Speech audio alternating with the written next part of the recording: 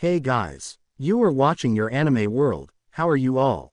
Please support to subscribe this channel for watching new interesting stories. So in this video, we will see what if Deku could steal quirks and change the hero world. Here is short summary. When Izuku Midoriya discovers that he has a quirk that could be used to steal the power of other quirks, he sets out to be one of the greatest heroes of all time. But before we start, if you want more stuff like this, then be sure to subscribe and like this video. And if possible, share this video with your friends. Now let's start the story. Izuku Midoriya was a young boy. He was smart and kind, one day wanting to be like his hero, All Might. Though, by the time he was 6, he showed no visible signs of a quirk.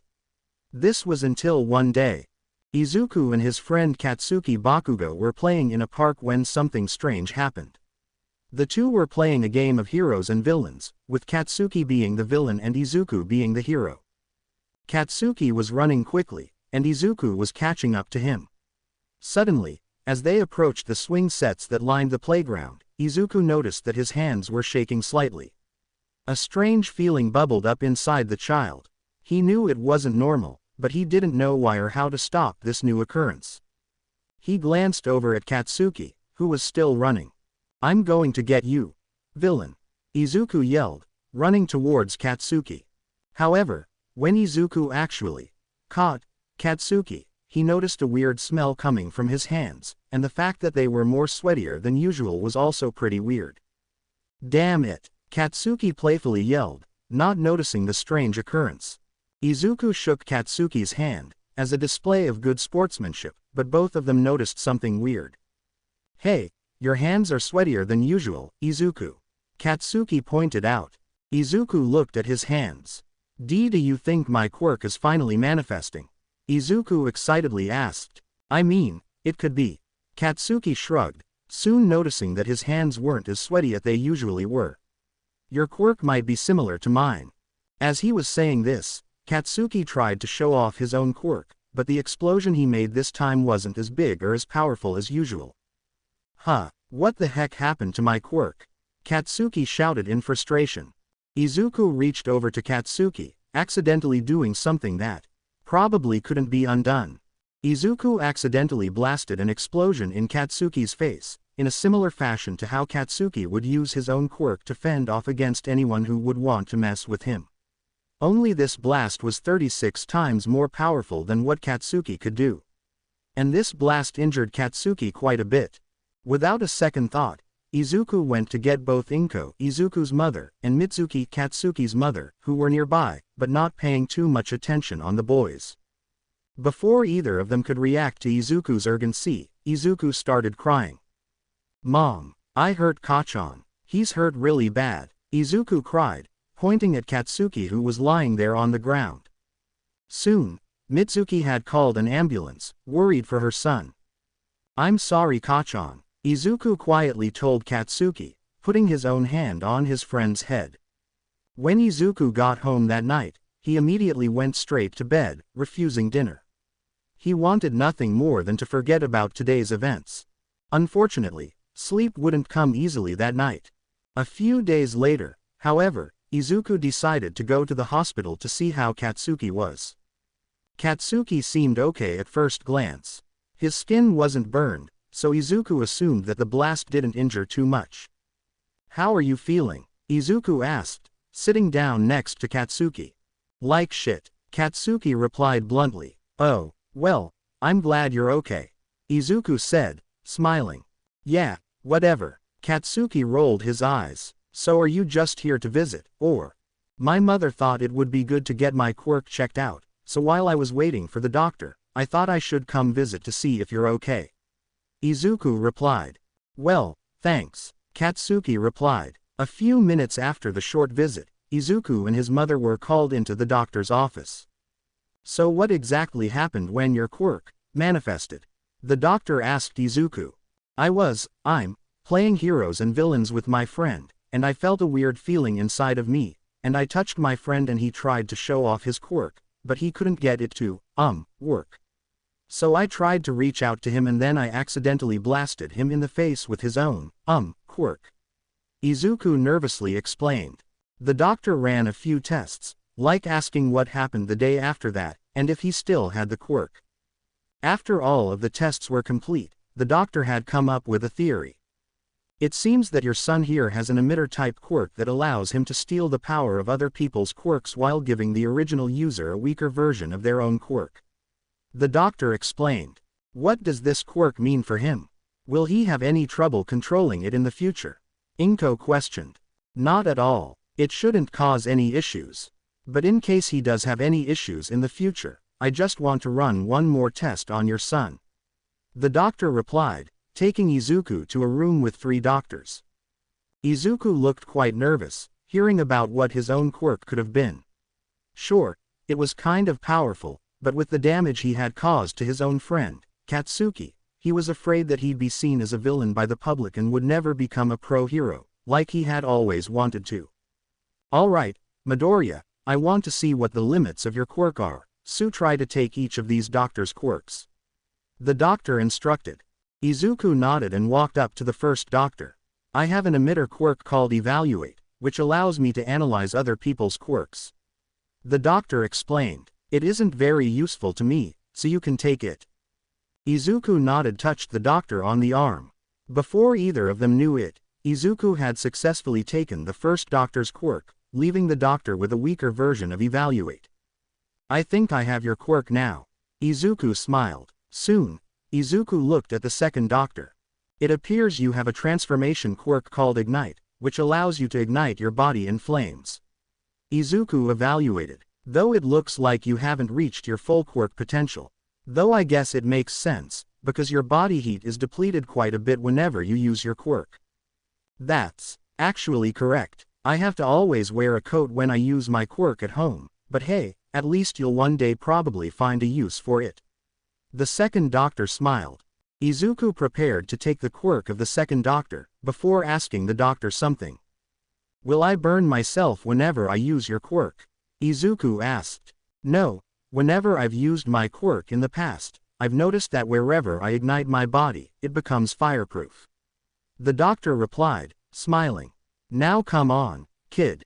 Don't be shy. Izuku nodded, touching the second doctor and taking his quirk. Hey, that wasn't as bad as I thought, Izuku said, before uncontrollably igniting himself in random areas of himself, before stopping after a few seconds. It looks like after you take someone's quirk, you involuntarily use the quirk. One of the doctors pointed out. I guess so. Izuku nodded, walking to the third doctor. I have a mutant quirk I call Tentacles, which gives me tentacles on my back. The third doctor explained. Now try to take my quirk and see what taking a mutant quirk does to you. Izuku nodded and touched the third doctor. After taking the quirk, the third doctor didn't have his quirk weakened and Izuku had a similar version of the quirk. And a few seconds later, Izuku sprouted several tentacles on his back.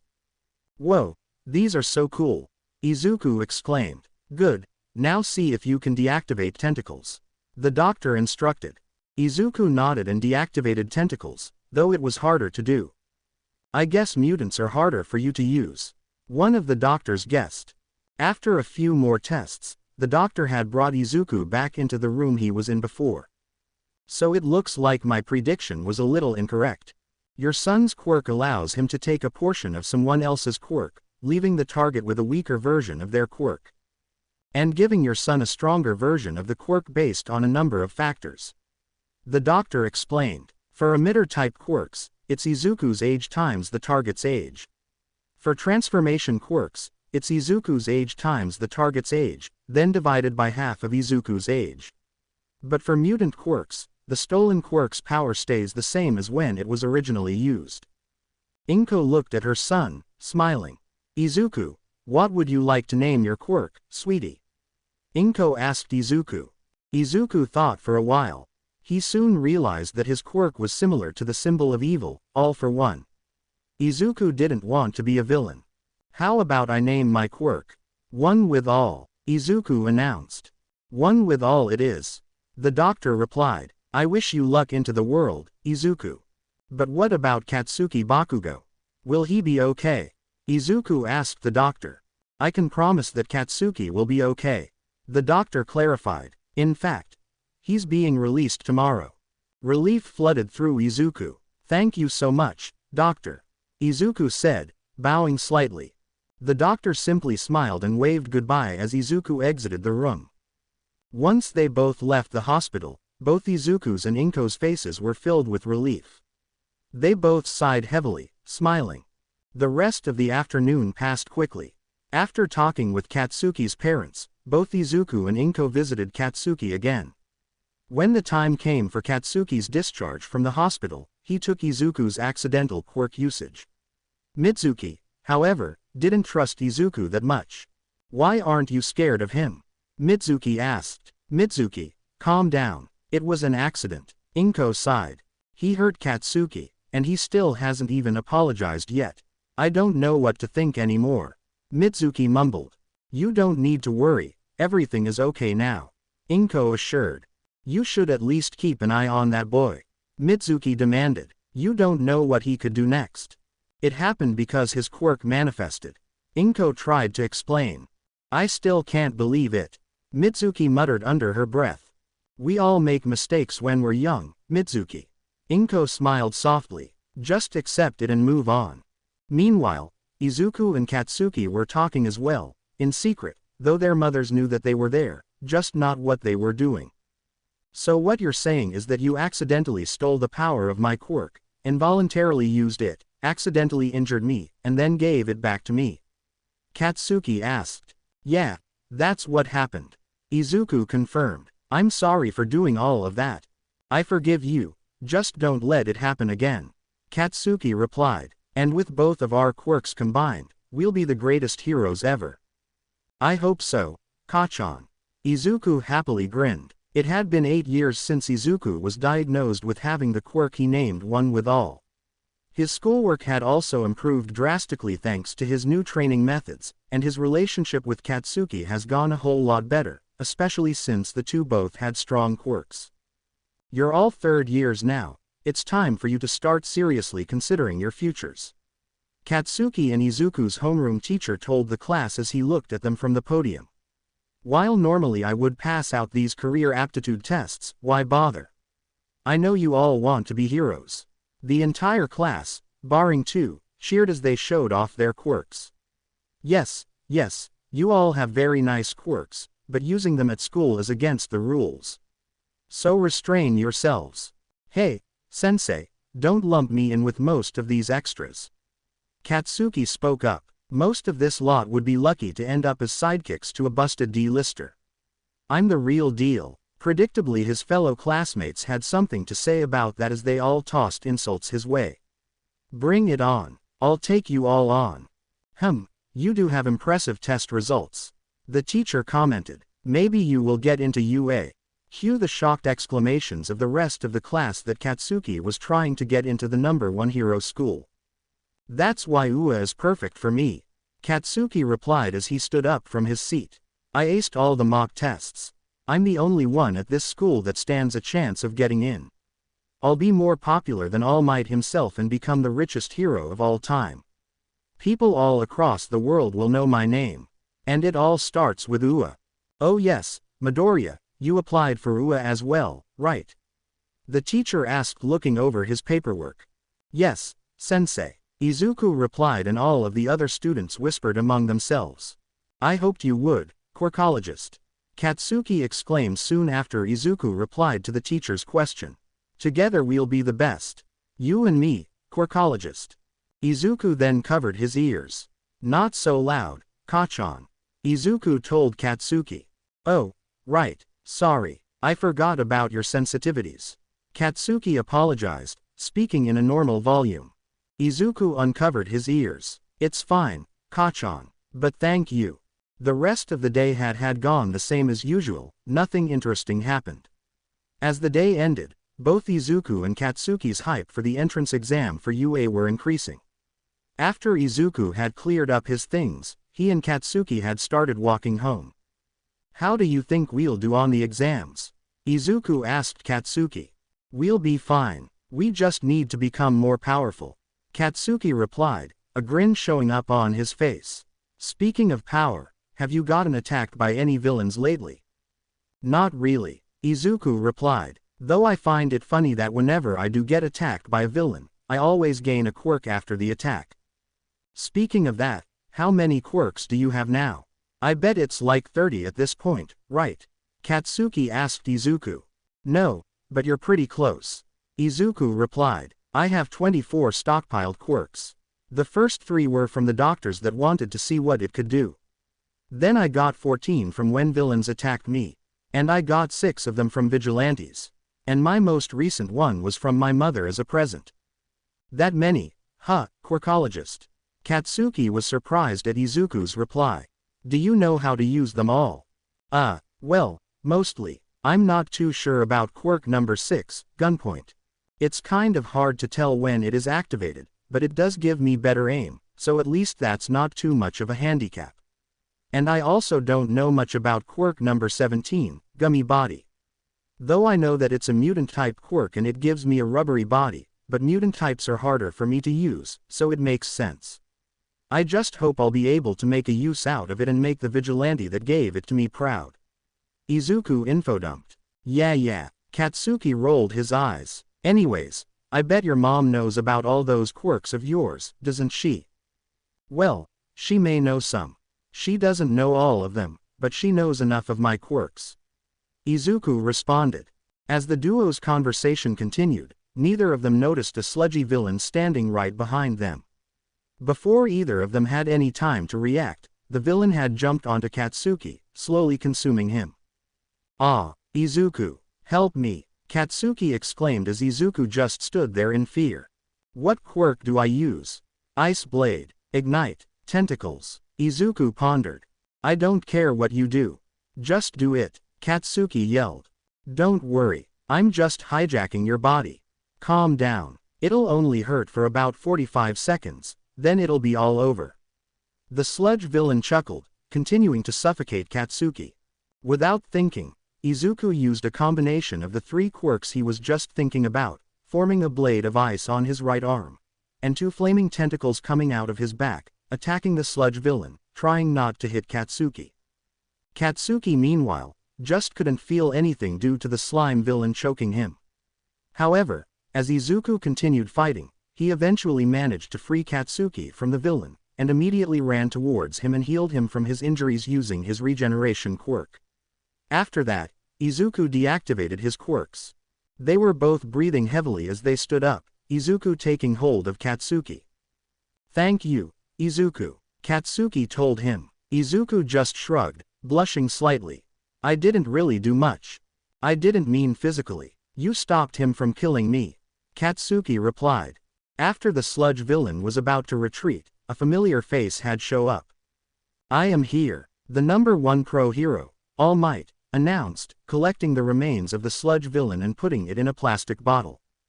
All Might, both Izuku and Katsuki exclaimed in awe. Yes, it is me, All Might announced, and I couldn't help but notice that you young boys got caught up in some trouble with this villain here. That's true, but I tried to use my quirk to attack him, Izuku explained. I see, usually it would be illegal to use your quirk out in public like that, but since you used it for self-defense you get an exception. All Might said. Say, are you two planning on going into the hero course? Yeah, kinda, Izuku replied. We're planning on applying to UA, Katsuki explained. Well, I see, you two will become fine heroes one day. All Might nodded. Wait. Before you go, could you autograph my notebook? Izuku requested, taking out his notebook on pro heroes. Already done it, All Might exclaimed as Izuku looked in his notebook, amazed at the autograph from All Might in there. Wow, you really are almighty, Izuku exclaimed in awe. Now I must be on my way, All Might announced, jumping off. Izuku and Katsuki were both very speechless. Quirkologist. Yes, Kachan. Did what I think just happened happen? Well, what do you think happened? Did we just witness the number 1 pro hero being a pro hero? Yes, Kachan. That did just happen. The two then realized what had happened. We just got complimented by All Might. Katsuki and Izuku both cheered. I'll never forget this day, Katsuki exclaimed. This notebook will become a family heirloom. Izuku fanboyed, about to faint from all of the excitement. The two boys then ran home in excitement. For the next few months, the two trained with their quirks to get ready for the entrance exam for UA. Katsuki mostly trained in making his explosions more powerful. But Izuku trained with his quirks in a number of ways. Both of the boys trained by cleaning up the beach with their quirks. They knew that they wouldn't get the beach fully cleaned up, but they tried. Izuku practiced with using quirk combinations. Like using web shoot and vine whips allowed Izuku to make piles of trash he was collecting bigger. Or using tentacles and objectify, Izuku managed to turn big piles of trash into smaller ones. Though as a dedication to his mother, Izuku mostly practiced with attraction of small objects, aka his mother's quirk, furthering the pulling distance and making the pull stronger. Katsuki mostly worked through his quirk. Using explosion to break through walls helped increase his strength while doing so, which made him more useful than his explosion ability. He also learned how to make his attacks stronger without destroying the structure of the building. He also learned to control it as much as possible and avoid breaking any windows in the house. His main focus was mainly on getting stronger in regards to endurance and speed. So far, he was having lots of success with the training. And thanks to this training, he's been improving even more each passing month as well as his combat skills. It wasn't that long ago that Izuku was still working on figuring out how to control all of his quirks. But now, with his new knowledge, he's been trying to figure things out faster.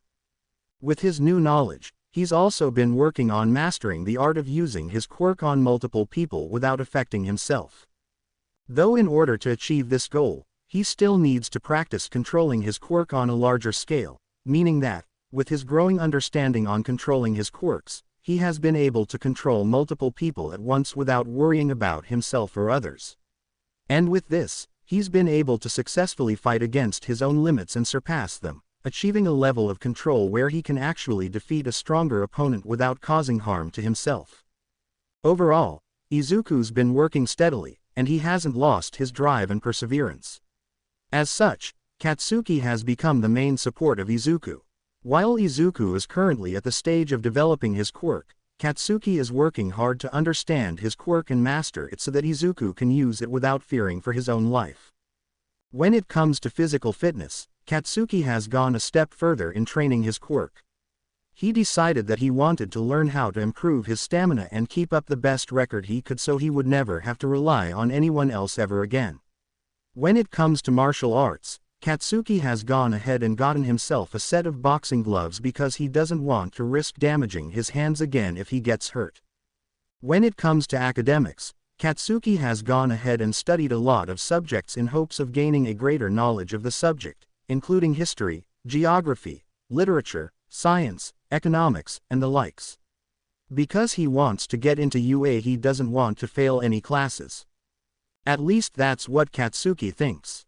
He may not be sure of many things sometimes, but he does know that Izuku definitely cares for his academics, especially English.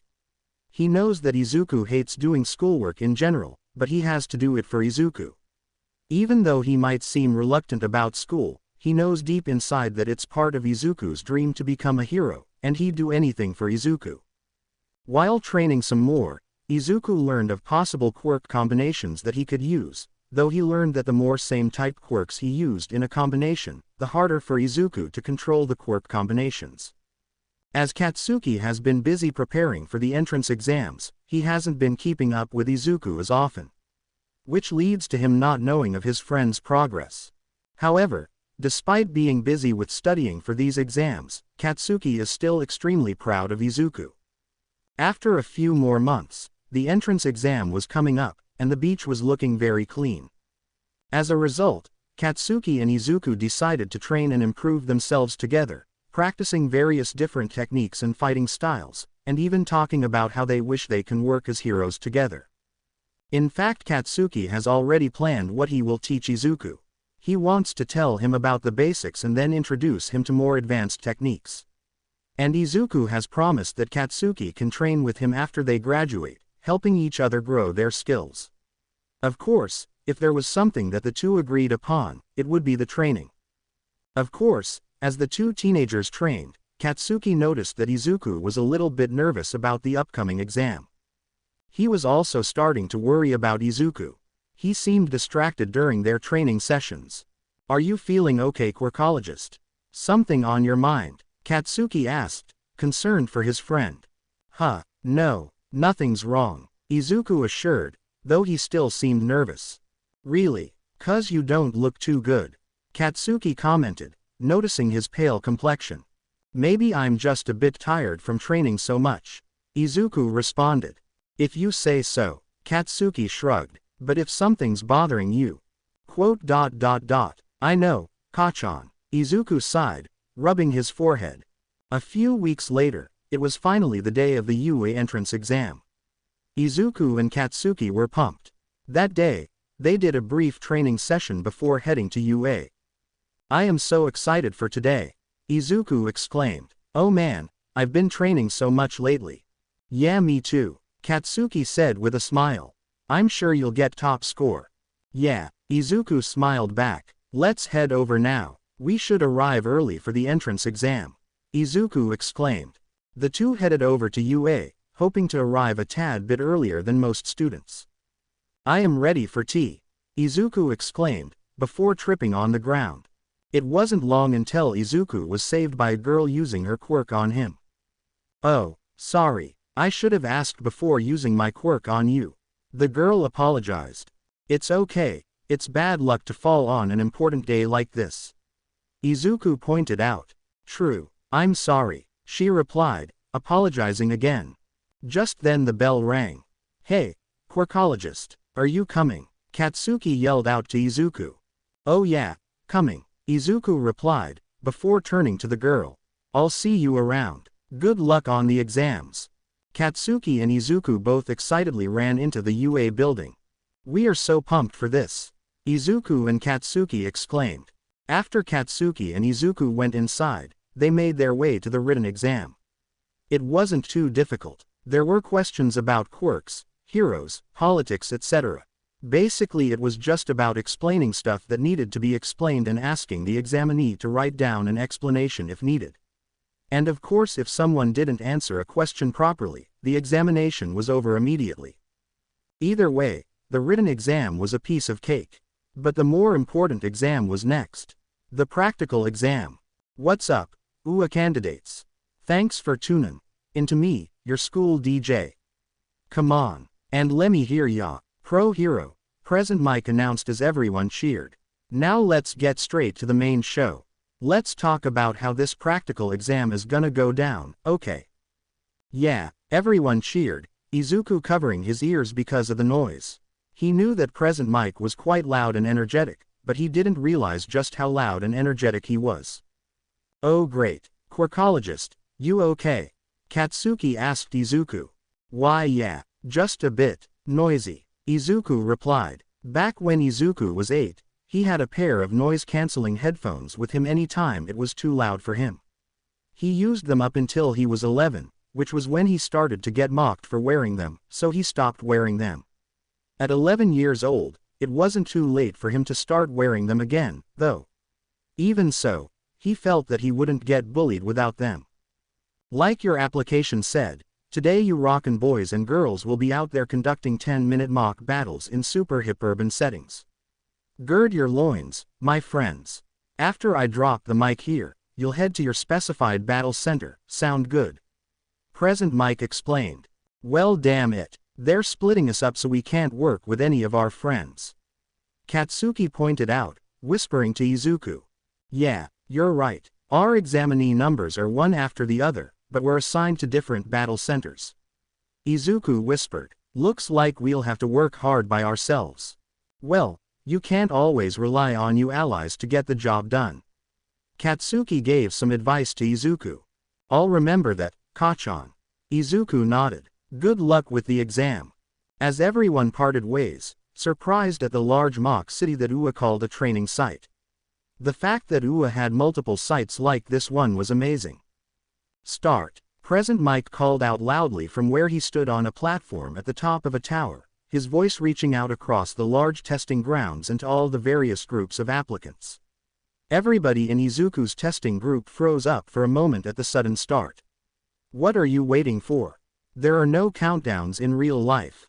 Run. Go. Go. Go.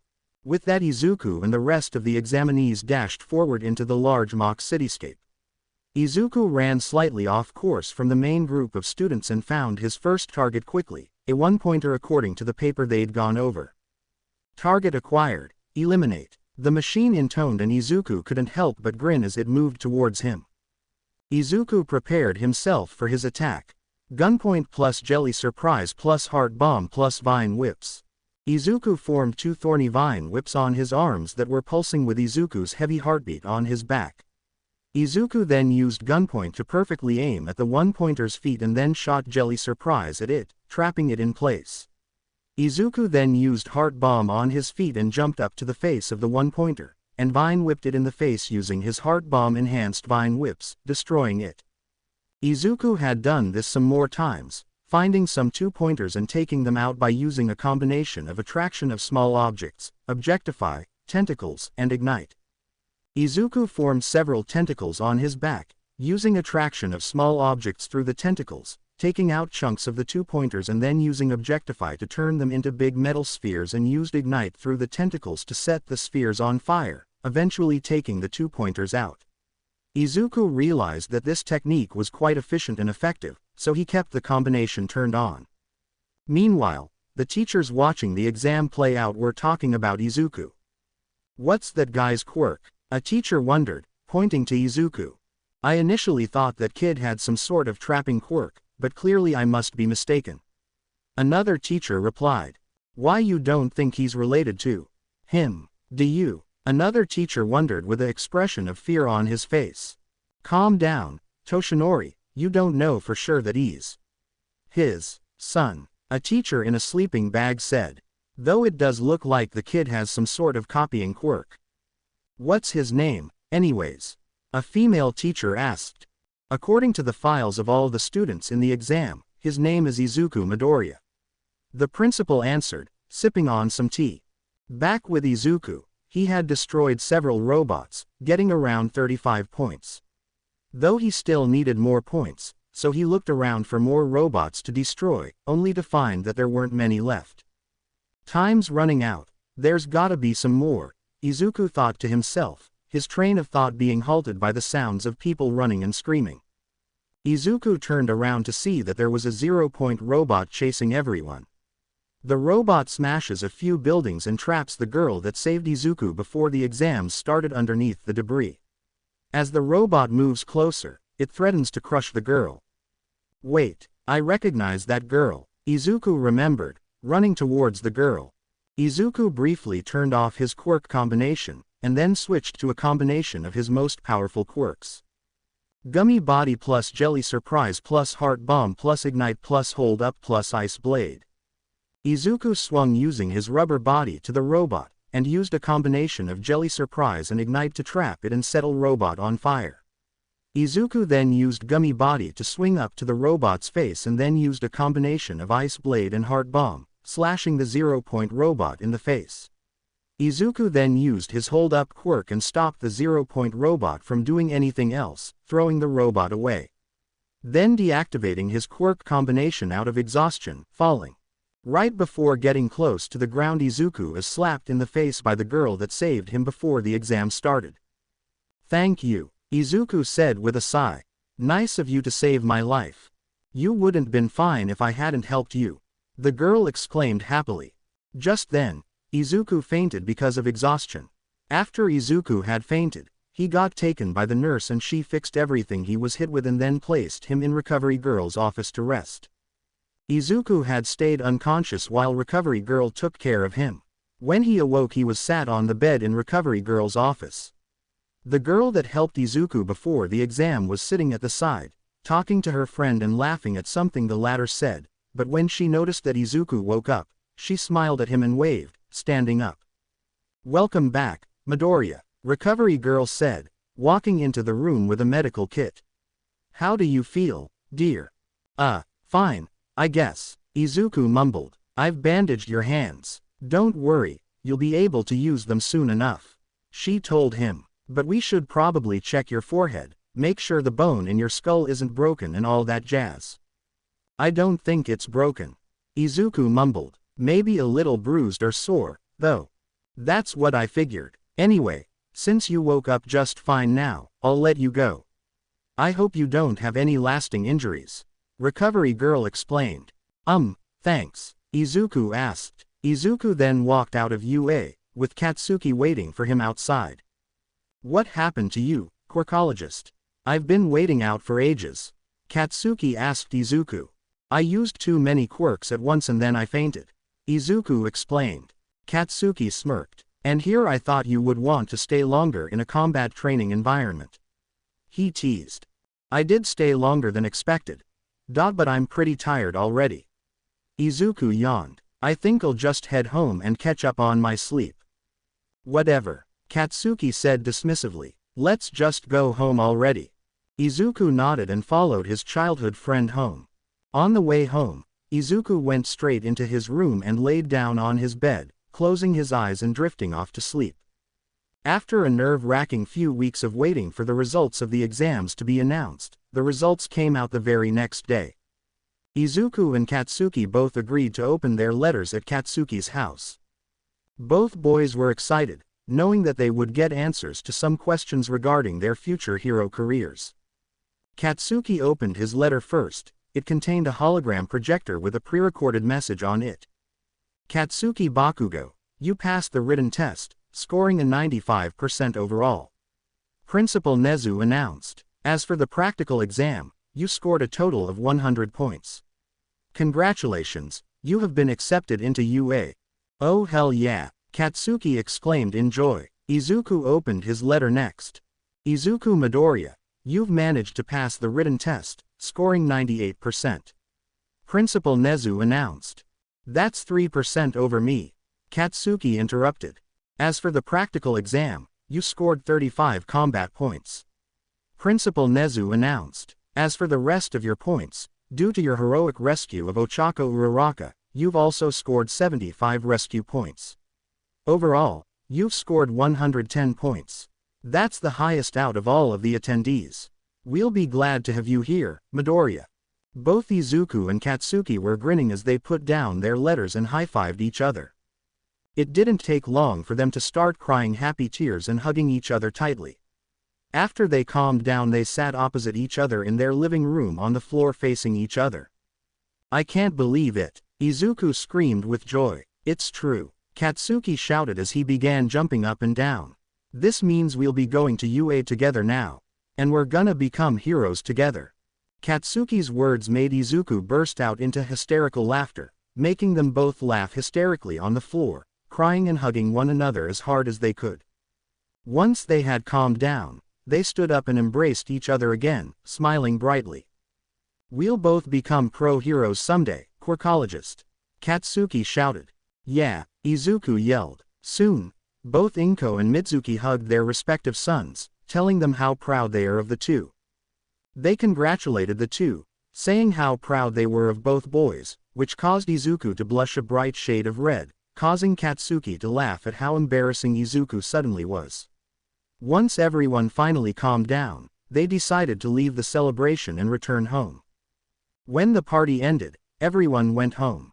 Inko, Mitsuki and Masaru went home and Izuku headed to his room. Katsuki left after dropping Izuku off at his house, leaving Izuku alone, feeling happy about what the outcome of the exams were. He had been accepted into UA High School, where he will work with the person that saved him. Who knew he would meet someone like Katsuki who wanted to be just as heroic as him? As he fell asleep, he dreams about his future hero career as well as his dream of being an actual hero. There was no doubt about it, this was going to be great.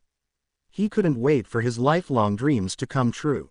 Izuku found it hard to sleep that night as he couldn't stop thinking about what the future held for him. Inko had fallen asleep a little early, but not before giving her son a kiss on his forehead and whispering sweet nothings in his ear before falling asleep. Everything was going to plan. I am so pumped for this, Izuku thought to himself, while sleeping. This was it, finally the day that UA's school year started.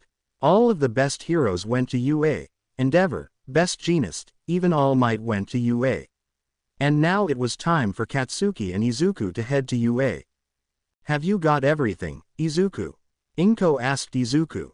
Yes, I think I'm just about ready to go, Izuku answered. Are you sure? You didn't just pack action figures, right? Inko asked. I have everything. Now I gotta go. I don't wanna be late. Izuku replied, about to walk out the door with everything. Izuku, Inko called out to her son. What? Izuku groaned. I'm really proud of you, son. Inko told her son. Thank you. Izuku smiled. And with that, Izuku walked out the door, ready for UA. Downstairs, Katsuki was waiting for Izuku. Come on, Quirkologist. I don't want to be late. Katsuki shouted. I don't want to be late, either. Izuku responded. The two boys started walking to UA, both looking forward to the start of their new life with one another. About 20 minutes later, they arrived at UA's gates. They both looked at each other, both still nervous about entering UA's school and being away from their families, but neither boy showed it. Instead of showing how nervous they both felt, they both just smiled at each other and entered the school together. 1A, 1A, Izuku whispered to himself, feeling a bit overwhelmed at being in UA's school. If we need to, we can ask someone where we need to go. Katsuki pointed out. Oh, okay. Izuku nodded, nervously. Hey, it's okay. Katsuki reassured Izuku. You'll be amazing at this. I hope so. Izuku muttered softly. You are great at anything. Don't underestimate yourself. Katsuki tried to encourage Izuku. Sorry, Kachan. Izuku apologized. Don't apologize. Just focus on doing your best. Katsuki insisted. Thanks, Kachan. Izuku said, nodding to him. Good. Katsuki replied. Come on, let's get into our classroom. Once Katsuki and Izuku got to the classroom of Class 1A, Izuku heard a familiar voice as Katsuki walked inside. Hey, I recognize that messy, green hair. A female voice shouted. Falling boy. Oh my gosh, it's that nice girl who talked to me. Izuku thought to himself. She looks good in that uniform. That punch you did was amazing. The girl complimented Izuku. So, I should probably be thanking you saving me during the entrance exam. Oh, no need to thank me, it's what a pro hero would do. Izuku replied. I'm Izuku Midoriya, by the way. I'm Ochako Uraraka. Ochako introduced herself. What do you think we're doing today besides orientation? I wonder what our teachers are like. I can't wait to meet everybody. If you're just here to make friends, then you can pack up your stuff now. Another voice had spoken up, startling Izuku and Ochako. Welcome to UA's hero course. The voice was coming from 1A's homeroom teacher, Shota Aizawa. He is a slender and tall, pale-skinned man with messy, shoulder-length black hair that partially hangs in front of his face and half-opened black eyes. He sports a baggy black outfit that consists of a long-sleeved shirt and matching pants that tuck into his boots. He also wears a utility belt and his signature wrap scarf at all times. After the class had stopped muttering to themselves, Aizawa spoke up again. It took 8 seconds before you all shut up. That's not gonna work. Time is precious. Aizawa scolded. Rational students would understand that. Who is this guy? He must be some sort of pro hero. Izuku thought to himself. But if he's here then. By the way, I'm your homeroom teacher, Shota Aizawa. Aizawa introduced himself. Though if you were wondering why I was late, then that's none of your business. Flashback. Aizawa was looking through his students' profiles to see if there was any extra information he should know about them. As he was finishing up, he got to Izuku's file. It's the student that got the most points overall in the entrance exam. Aizawa thought to himself. This will be fun to read. Name: Izuku Midoriya. Age: 15. Gender: male. Class: 1A. Teachers: Class 1A teachers. Shota Aizawa, homeroom teacher. Toshinori Yagi, foundational hero studies teacher. Ectoplasm, mathematics teacher. Hisashi Yamada, English teacher. Medical history: allergies, none. Known disorders: autism, post-traumatic stress disorder. Additional note: when Midoriya was a young age, he was constantly attacked by villains. so anything reminding him of those events will trigger his PTSD. Symptoms include being frozen with fear, curling up into a ball, blanking out, and unintentional quirk usage. Please be aware that because of his trauma, handling villains is a hard subject for Midoriya, so feel free to send him out of the room if things are getting out of hand. How interesting. Aizawa mumbled to himself. Not only does he have PTSD, he has autism as well. Then, something clicked inside of Aizawa. If he gets involved with his classmates, he may experience some emotional stress as well. Maybe I should talk to him. Aizawa thought to himself. I'll have to do that later. I've only got 2 more files to read and then I have to get to teaching my class. End of flashback. Aizawa then passed out PE clothes to the entire class. Put these on and meet me outside. Aizawa instructed. You have 5 minutes. Outside, the class waited for their teacher's instructions. Ua's course doesn't follow the normal academic path. Aizawa explained. To help get to know your own quirks better, there's going to be a quirk assessment test. But orientation, we're gonna miss it, Ochako yelled. If you really wanna make the big leagues, you can't waste time on pointless ceremonies. Aizawa informed. Here at Ua, we're not tethered to traditions. That means that I get to run my class however I see fit. All of the class gasped. You've been taking standardized tests most of your lives. But you never got to use your quirks in physical exams before. Aizawa monologued. The country's still trying to pretend we're all created equal by not letting those with the most power excel. It's not rational. One day, the Ministry of Education will learn. Every student looked worried at what they'd be doing. Midoriya, you managed to get the most points on the entrance exam.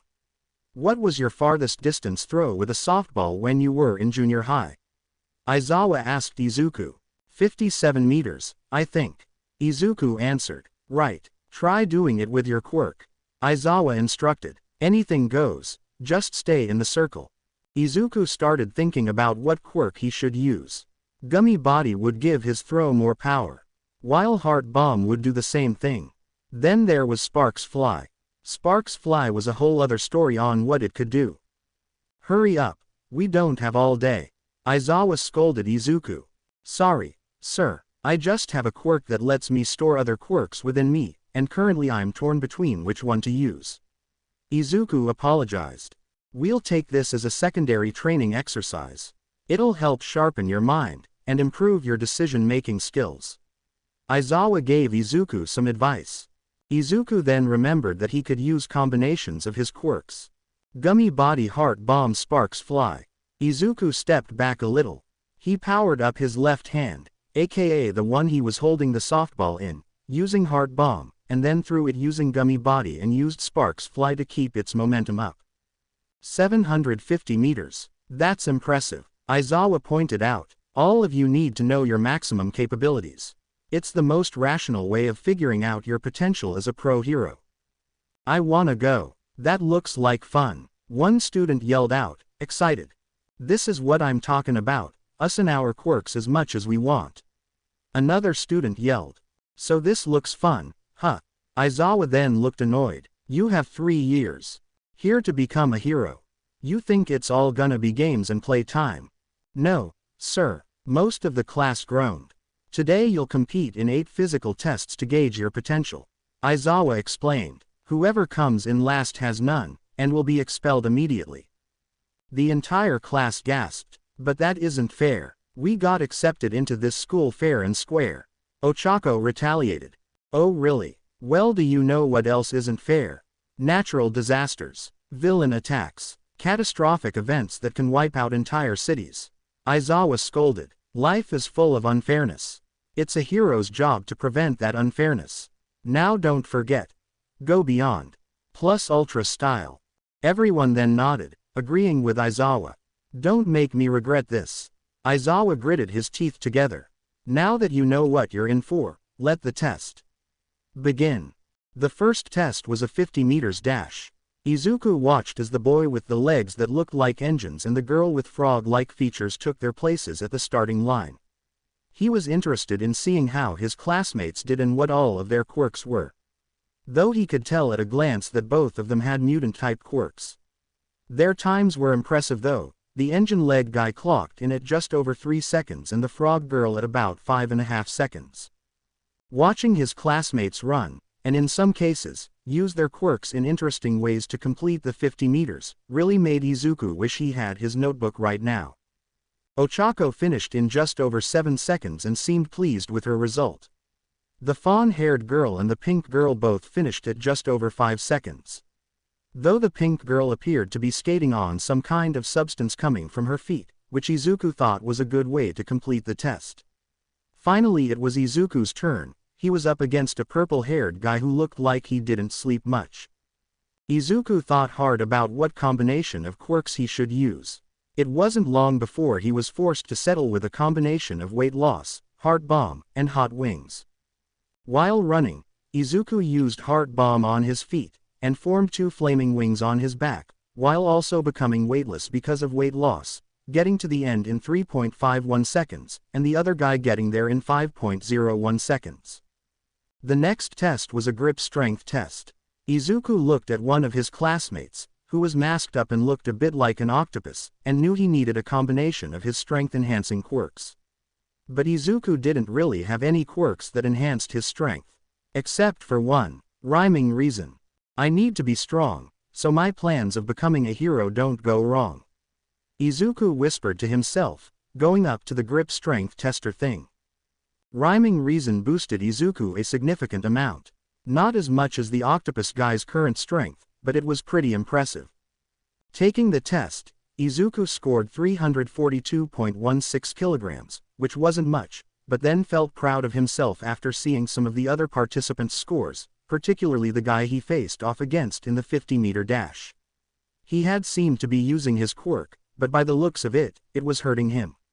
Izuku wanted to know what the guy's quirk was. So he used Evaluate on the guy. By the looks of things, he has 2 quirks. One called Brainwash, and the other called One for All. Izuku thought to himself, Brainwash allows him to mind control anyone who replied to him in a conversation. And One for All allows him to stockpile an enormous amount of raw power, allowing him to significantly enhance all of his physical abilities to a superhuman level. Though it clearly has a strain on his body.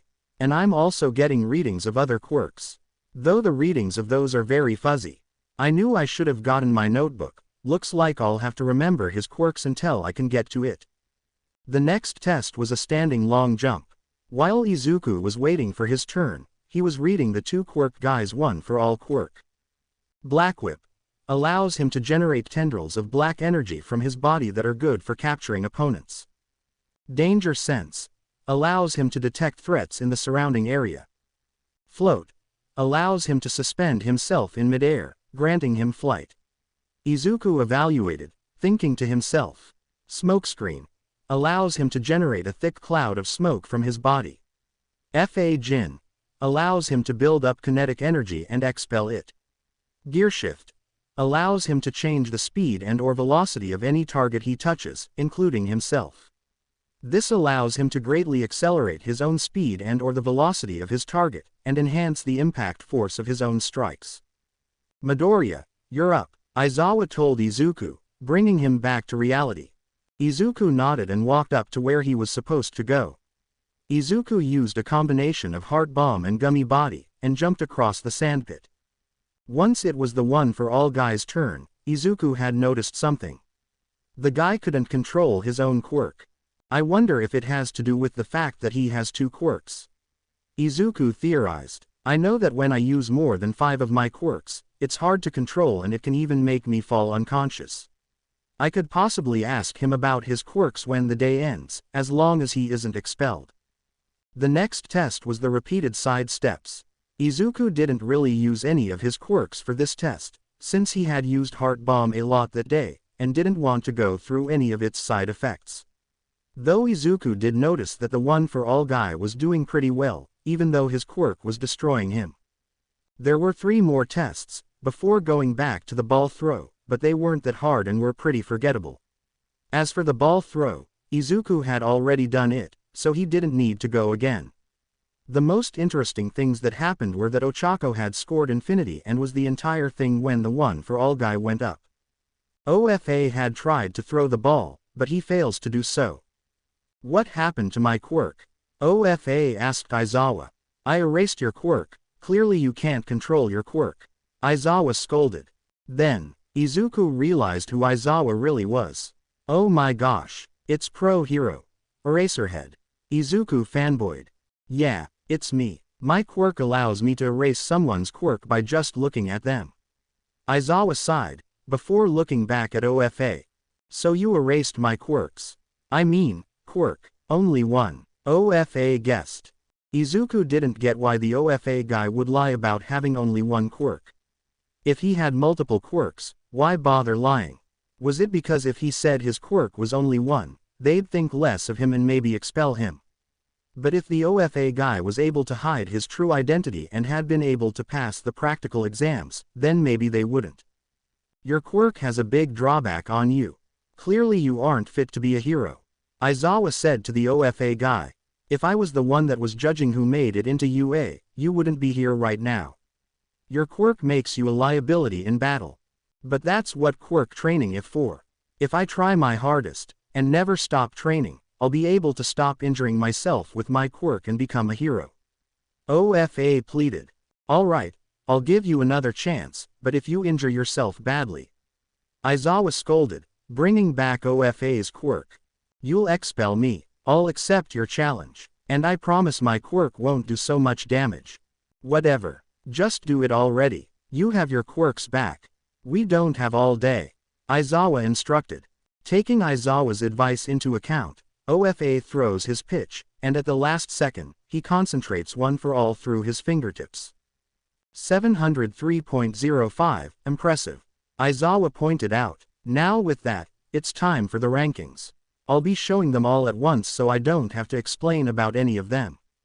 Momo Yaoyorozu first, Izuku Midoriya second, Katsuki Bakugo third, Tenya Ida fourth, Fumikage Tokiyami fifth, Mezzo Shoji sixth, Shoto Todoroki seventh, Eijiro Kirishima eighth, Mina Ishido ninth, Ochako Uraraka 10th, Koji Koda 11th, Rikido Sato 12th, Tsuyu Asui 13th, Yuga Aoyama 14th, Honta Siro 15th, Denki Kaminari 16th, Kyoka Jiro 17th, Toru Hagakuri 18th, Mashirao Ojiro 19th, Hitoshi Shinso 20th. Turns out, the OFA guy's name was Hitoshi Shinso. Momo had walked up to Izuku. I congratulate you on getting second place, Midoriya. Momo congratulated. Thank you, Yaoyorozu. Izuku thanked. I guess I should congratulate you for getting first. Why thank you? Momo replied. Hitoshi, however, looked very distraught. They said I couldn't do it. And they were right. Hitoshi mumbled to himself, looking like he was about to cry.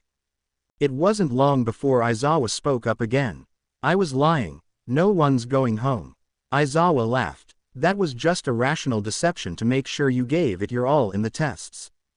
Almost everyone gasped. That's it. We're done for the day. Pick up a syllabus in the classroom. Read it over before tomorrow morning. Aizawa instructed. Midoriya, Shinso, I want to speak with you both. The rest of you, be good and eat your vegetables or whatever. Once the class left, Izuku and Hitoshi had met up in the classroom so Aizawa could speak to them. Shinso, you're first. Aizawa instructed. Shinso walked up to Aizawa. While Izuku was waiting, he used his 23rd quirk, radio signal, so he wouldn't get bored. Izuku listened to the latest news about villains, heroes' debuts, and so on. However, Izuku also worried about why Aizawa wanted to talk to him. Could it be that Aizawa was going to congratulate him for getting second? No, maybe he got expelled for something. He was surprised when he saw how serious Aizawa looked. Then again, he didn't really trust anyone else's judgment of people. After what felt like hours, Aizawa spoke. Midoriya, you're up, Aizawa told Izuku. Izuku turned off his quirk and walked up to Aizawa. So, Midoriya, I just wanted to talk to you about your PTSD. Aizawa said to Izuku in a sympathetic way.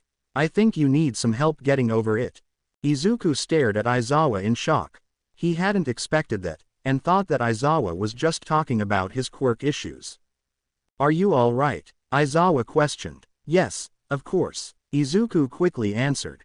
Is there anything I can do to help? Izuku didn't know whether to answer truthfully and risk making Aizawa worry about him, or lie and tell him there were nothing he could do. In his mind, he wanted to go along with Aizawa's idea that he needed help. After all, Aizawa knew so much more about the problem than he did. If Aizawa offered him any type of therapy, then maybe he could start feeling better. However, he didn't want to admit that he might not feel better if he told Aizawa about it.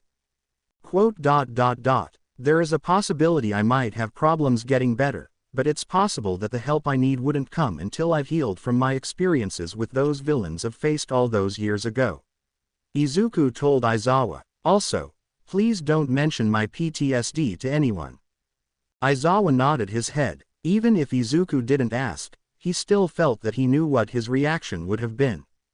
I understand, but remember that I'm here for you if anything happens. I will do everything I can to help you, Aizawa assured. I'm going to consult your mother about the situation as well, so she can give her say in it. Thank you, Aizawa. Izuku bowed his head. Good luck, Midoriya. Aizawa smiled as Izuku walked away. Once Izuku got outside, he noticed that Katsuki was waiting for him. Oh, Kachan, I thought you would have gotten home already. Izuku beamed. Nah, thought you could use the company. Katsuki smirked as they began their walk to Izuku's apartment. A little later, Katsuki had asked Izuku something. What did Eraserhead need to talk to you about? Katsuki asked. He wanted to talk to me about my PTSD. Izuku answered. And that there are people who can help me. But I know it won't work. Why not? Katsuki asked confused. That trauma, it follows me everywhere. Whenever I use my quirks, whenever someone ambushes me, even when someone says that they're going to do something really bad to me. It just takes me back to the trauma. Izuku trailed off. That's why I think it'll probably never work. So you're afraid of being treated differently because of it? Yeah, that's exactly what I mean. Well, that's stupid. They shouldn't treat you different. Katsuki snapped. They should respect that. It's a weakness. That means we've seen that you aren't weak and you don't need them treating you differently just cause of your trauma. Even if that's true, Kachan, it won't mean that the past hasn't happened. It'll mean that no matter what, it's still gonna affect me. How can I face others after that experience? Can you imagine the mental pain it'd inflict on me? Izuku cried. There's no point trying, and no point crying over spilt milk anyway. I already cried enough tears for myself to fill 2 entire puddles. No, that's not how it works. When your brain tells you things like that, you can't continue carrying this load around. You need to see a professional. Why yeah, I'll get around to that. One day. A few minutes went by before they arrived at Izuku's apartment. See you tomorrow at training, Quirkologist. Katsuki called as he left. Bye, Kachan. Izuku waved. When he reached his apartment, Izuku collapsed on the couch. Once he calmed down, he grabbed an apple and sat up with his legs dangling over the edge of the sofa, his head resting on the armrest. After finishing the apple, Izuku laid back down onto the couch and pulled out the book that he had read earlier. After a chat with his mother during dinner, the sun was setting and Izuku fell asleep. This isn't going to be easy. Izuku thought to himself. I don't know if I can handle it. Izuku woke up at 4 a.m. to go to his morning run. He had made it through most of the route, but there were moments where he stopped to catch his breath or slow down. When Izuku had finally finished, he headed to the shower. After getting dressed and brushing his teeth, Izuku decided to try to get his thoughts together. What am I supposed to expect today? Izuku pondered. Maybe the same thing that you've always expected for the past year. More training, but it's going to be harder now. After a few hours passed and Izuku had gotten ready for UA, said goodbye to his mother, and walked to UA with Katsuki. The two had gotten to class a bit early, the only student being there besides the two was Tenya Iida. Midoriya, Bakugo, how lovely it is to see you, Tenya exclaimed, chopping the air. Soon Aizawa had walked into the room, surprised at Katsuki and Tenya's presence. Mr. Aizawa, I believe you are a little early, Tenya pointed out, chopping the air. Again. I am aware, Iida. I just want to talk with Midoriya outside for a moment. Aizawa explained, taking Izuku outside. Once outside, Aizawa closed the door behind them. You wanted to talk to me? Izuku asked concerned. Aizawa gave Izuku one of his usual blank stares. I just wanted to let you know what'll happen today, Aizawa informed. You'll have the normal classes, like English and math. And then after that, you'll have basic hero studies. Also, with the permission from your mother, you've been signed up for counseling sessions with Hound Dog. You'll have your first session with him this afternoon. Really? You're signing up for that? Izuku gasped. Of course, Aizawa confirmed. Now, I need you to promise me something. Okay. Izuku nodded. Do not hesitate to speak up if you feel uncomfortable, and don't try and push yourself to talk.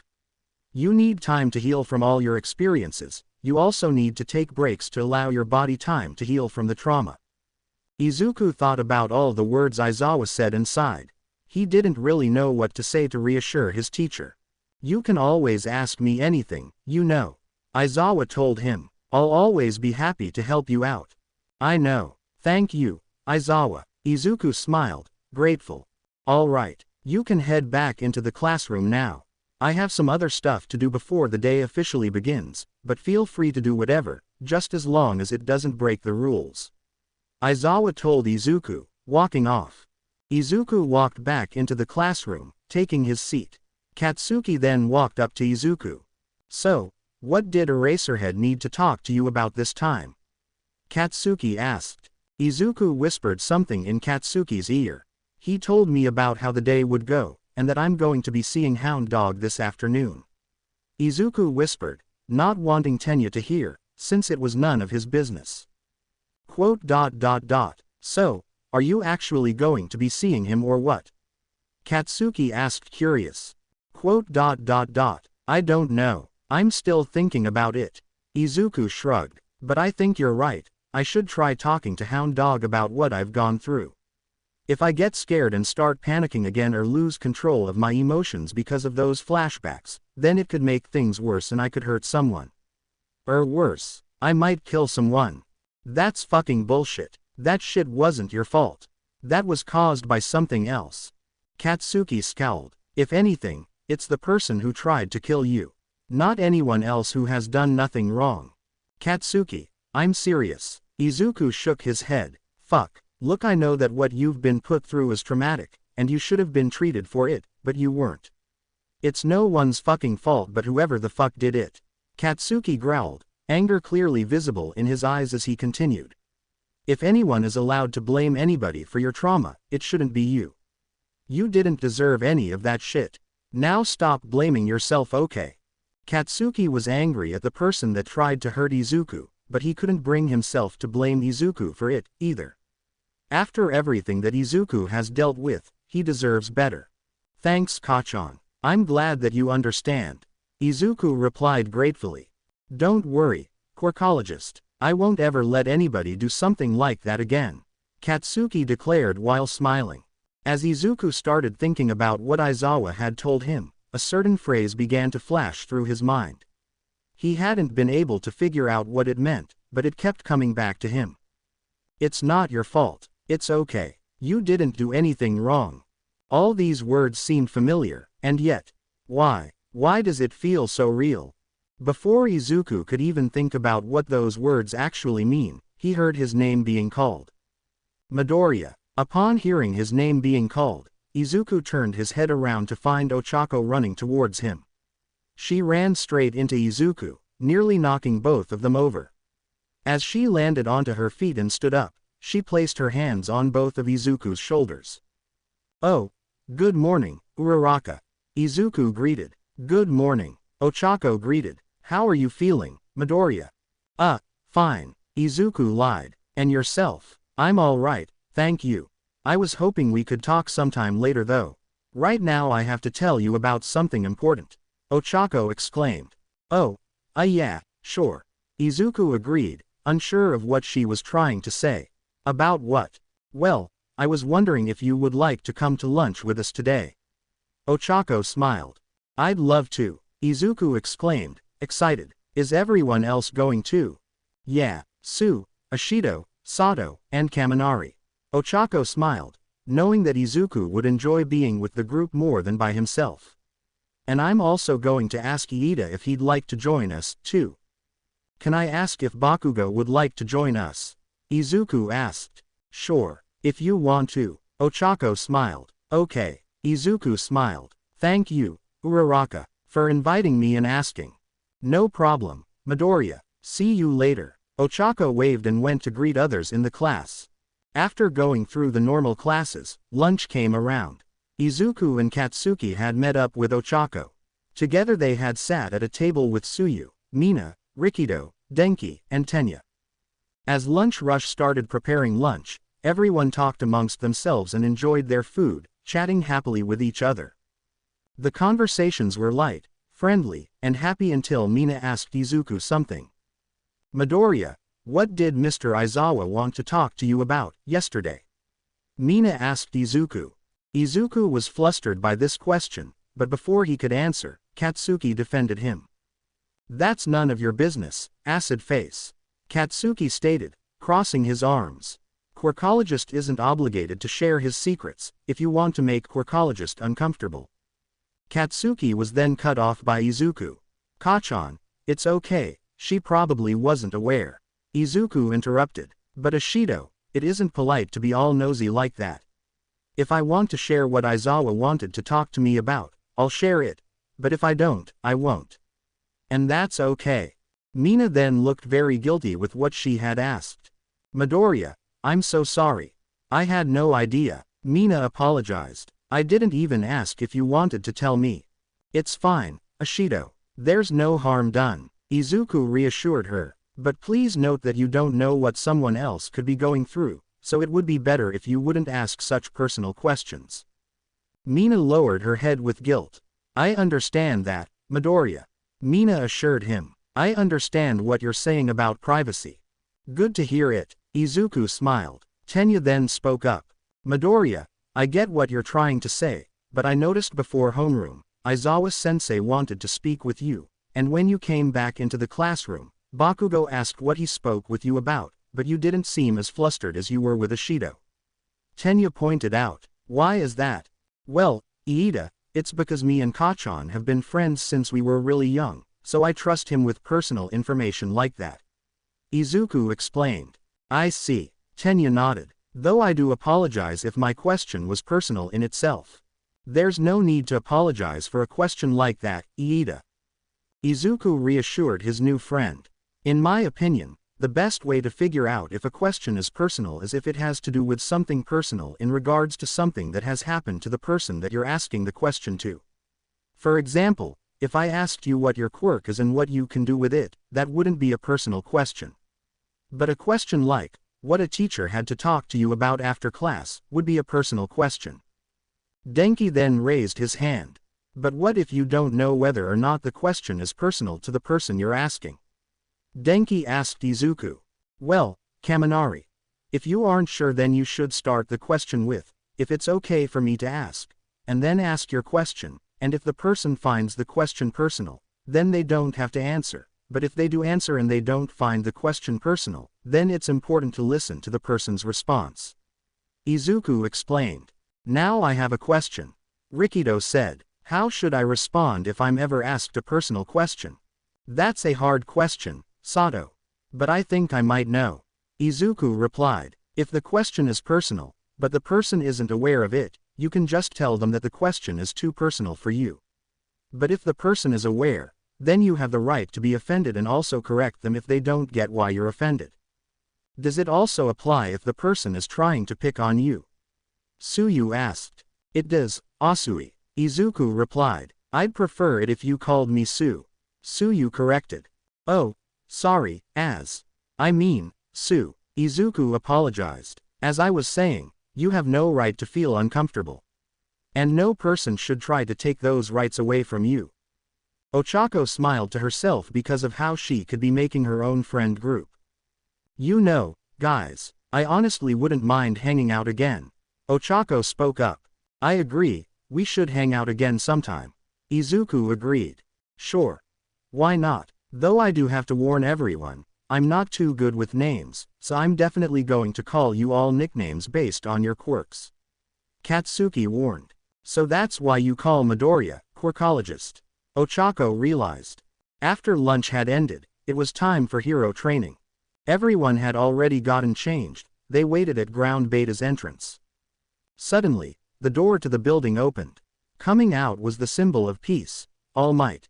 I heard rumors about All Might being a teacher here, but I didn't think it was true. Izuku mumbled to himself. Izuku's hero costume was a black, sleeveless bodysuit with green lines on it, black elbow pads and knee pads, and a respirator around his neck. Welcome to the most important class at UA High. Think of it as Hero-ing 101. All Might announced. Here, you will learn the basics of being a pro, and what it means to fight in the name of good. Ochako walked up to Izuku. You look good in that costume, Midoriya. Ochako complimented. I should have been more specific about what I wanted. Well, you look good in your costume either way. Izuku blushed, before noticing Katsuki, specifically his gauntlets that looked like grenades. Izuku had walked up to Katsuki. Hey, Kachan, what are those gauntlets for? Izuku asked. Quirkologist, I'm gonna keep it simple with you. 5 words. It's a surprise, you'll see. Katsuki smirked. Remember this, you won't always know what you're dealing with, but once you know, use that knowledge to your advantage. Izuku smiled at this response, not that he liked it when Katsuki kept secrets from him, but it was because he always loved it whenever Katsuki gave him advice. All Might cleared his throat to catch everyone's attention. All right, you're all ready now, so let's begin. All Might declared. Most of the villain fights you see on the news take place outside. However, statistically speaking, run-ins with the most dastardly evildoers take place indoors.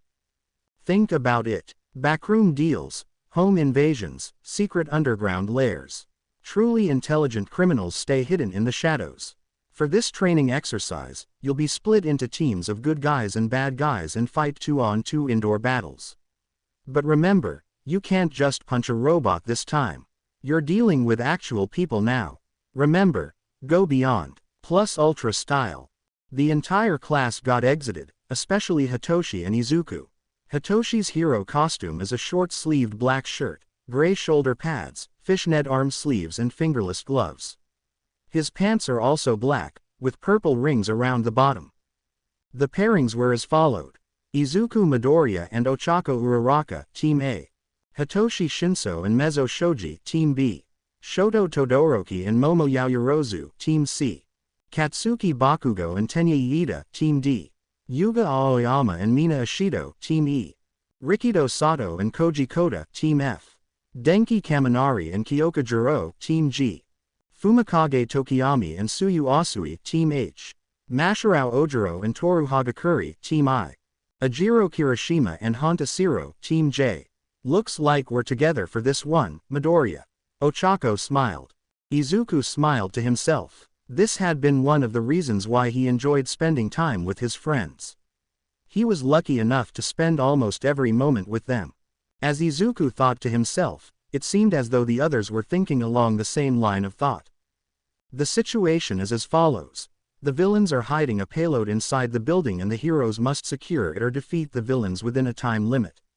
The villains are granted victory if they successfully protect the payload or capture the heroes. All Might explained. First up, Team A is the heroes, and Team D is the villains. Soon, Team D was instructed to go inside of the building first. So, this is what we're supposed to be protecting. Tenya pointed out the fake missile.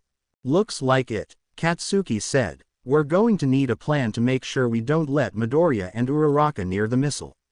Tenya explained. Midoriya said during lunch that you and him have known each other since you were young. How much do you know about his quirk? All I know is that he can steal the power of emitter and transformation quirks, and he can just straight up copy mutant quirks. Katsuki explained. He also has at least 24 quirks already stockpiled. I see. How much do you know about those quirks? Tenya asked. Not too much. Katsuki lied, in order to not reveal any personal information about Izuku. That does make sense, since quirk usage without a license is illegal. Tenya nodded. Alright, I think I have a plan. Katsuki smirked. Meanwhile, Izuku and Ochako were looking at a map of the building. This building is so big, hopefully we don't get lost while trying to navigate this place. Ochako admitted, looking at the map in front of her. Don't worry about it, Uraraka. Izuku assured, placing his hand over hers and giving it a gentle squeeze. I've got your back, let's just focus on getting to the bomb safely. Once the 5 minutes of preparation was up, Team A entered the building. Katsuki suddenly ambushes them emerging from an adjoining corridor, ready to attack. Izuku froze, flashing back to the first time he was ambushed by one of the villains that tried to kidnap him. Come on, kid, the League is waiting for you. You'll be better off coming with the League. He's waiting, Izuku. You wouldn't want to disappoint anyone, Izuku. You're better off with us. With him. As soon as Katsuki could throw his first attack, Ochako pulled Izuku and herself out of the way. Soon, Izuku snapped back into reality. It's only Kachan. It's only Kachan. Izuku continuously told himself. Are you okay, Midoriya? You spaced out for a moment there. Ochako asked worriedly, as she and Izuku started running. Why yeah, I'm fine. Izuku lied. Izuku activated a combination of tentacles, hold up, and sparks fly. Izuku reached one of his tentacles and used hold up on Katsuki, keeping him in place, using sparks fly on himself and Katsuki, sending Katsuki flying in the opposite direction. Uraraka, you go capture the missile. I'll keep fighting. Izuku planned out a strategy. Soon, Izuku deactivated all of the quirks he was using and charged at Katsuki. Well, if it isn't Izuku Midoriya. How nice of you to join us again today. Katsuki pretended. Izuku thought of another combination to use. Chameleon plus rock plates plus heart bomb. Izuku turned himself invisible, while also forming invisible rock plates on himself, while enhancing his jumps using heart bomb. Without Katsuki seeing him, Izuku had punched Katsuki in the face. What the fuck? Katsuki yelled in disbelief. Now Kachan. Let's talk some business. Izuku revealed himself, as he punched Katsuki in the gut, leaving him breathless. Before Katsuki could recover his balance, Izuku had already kicked him in the stomach again. Let's see what your gauntlets can do. Izuku smirked. You really want to know what I can do, huh, Quirkologist? Katsuki smirked. These gauntlets of mine allow me to build up sweat over time, and shoot them out. Like a grenade, Izuku gasped. Katsuki smirked, using his explosive sweat on Izuku. Izuku then activated rock plates once more, protecting himself. Why the hell am I fighting someone who uses sweat to build up sweat? Izuku cried, as he threw several punches towards Katsuki, managing to force him back. And why would I tell you? Because, I'm enjoying watching you squirm under my feet. Katsuki answered, dodging Izuku's attacks. Suddenly, Katsuki jumped behind Izuku and grabbed the boy by his waist before throwing him over his head, slamming him against a wall. Izuku groaned in pain as Katsuki lifted him up by his neck and slammed him down. Before Izuku could regain control of himself, a large explosion was fired from Katsuki's left side, exploding the floor. Katsuki stood over Izuku while still holding him hostage in the air. I'm not done yet, Midoriya. I haven't even begun. Katsuki grinned. Izuku struggled desperately against Katsuki's grip, but in vain. Katsuki kept holding tight onto Izuku, causing his breathing to quicken, and blood began seeping through Izuku's fingers. Izuku then activated Ignite throughout his body, turning himself immune to Katsuki's attacks. Meanwhile, Ochako had made it to the room containing the missile, where Tenya was guarding it. Soon, Tenya noticed Ochako. Midoriya, I'm up at the missile, what do I do? Ochako asked Izuku through her earpiece. Try to buy yourself some time, I'll see what I can do from down here. Izuku instructed through his earpiece. I'll try, but I can't hold him off for long, Ochako stated. Ochako had jumped in and waited for Izuku's move. I knew you would come here alone the instant that Bakugo ran off by himself and engaged with Midoriya. Tenya pointed out, your quirk allows you to float anything that you touch, but I've prepared for that. By hiding every object in this room so you have nothing to use against me, do-gooder. My dastardly tricks have rendered you helpless. You've blundered, hero. Meanwhile, Izuku had punched the floor above him, using a combination of rock plates, heart bomb, and ignite, destroying the floors above him, including the floor that Ochako and Tenya were on. What did you do to the floor above us, Midoriya? What's happening? Ochako panicked, as soon as she heard explosions being released from below. Don't worry about it, Ochako. You can use your quirk now, Izuku exclaimed while using regeneration on himself, because he used a combination of more than 2 transformation quirks. Ochako had made a nearby pillar float and used it as a shield against Tenya's attacks.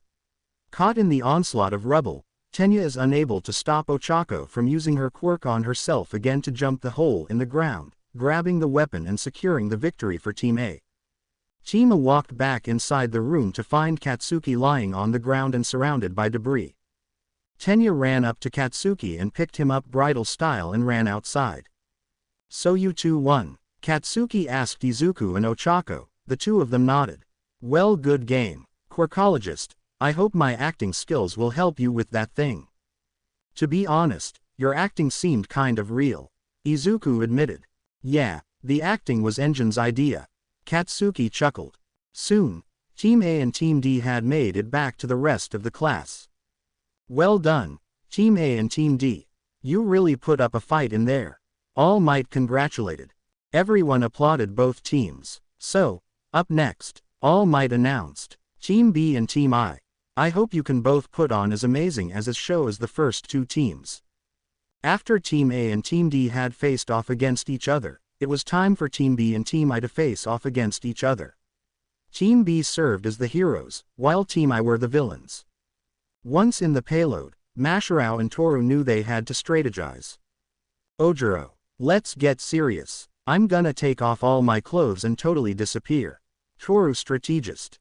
Hagakuri's using her quirk to our advantage, but it's kinda weird to know there's a naked girl standing by me. Masharao thought to himself, what exactly am I supposed to do here? Just don't look, okay? Toru advised. What's the difference? Masharao asked, slightly chuckling. You know, it's kind of nerve-wracking, being up here. Toru pointed out. I kind of agree, especially because of the previous fight. Masharao agreed. Though at least we all have only one quirk. And that Shinso's quirk hurts him, so this'll be a 2-on-3 match. Toru exclaimed. Meanwhile, Team B had made their way into the building. Mezzo had used his dupli arms to create several ears. My quirk allows me to reproduce any of my body parts. Mezzo explained. So you can use your extra ears to detect what our opponents are planning. Hitoshi presumed. Indeed. I should be able to hear the commotion coming from the payload. Mezzo confirmed, concentrating on his duplicated ears. All right, I can hear them. Hagakuri has taken her clothes off, and I think she'll be coming for us. We'll have to be extra careful, then. Hitoshi nodded. The two started sneaking around trying not to make any noise or attract attention. So what do I do? Hitoshi thought to himself. I think that if I try to use one for all again, I'll cause too much chaos. But if I use just brainwashing, everyone will get suspicious. I have to think of a way around this. Soon, they didn't realize it, but Toru was standing right in front of the two. Unexpectedly, Hitoshi was punched in the face. Ow, Hitoshi groaned as Toru grinned to herself. Shoji, did you just punch me in the face? No, Mezzo bluntly replied. Then who? Oh no. Hitoshi realized something. Hagakuri. You fell right into my trap. You don't know where Toru laughed before being brainwashed by Hitoshi. Sit down. Hitoshi commanded as Toru did that.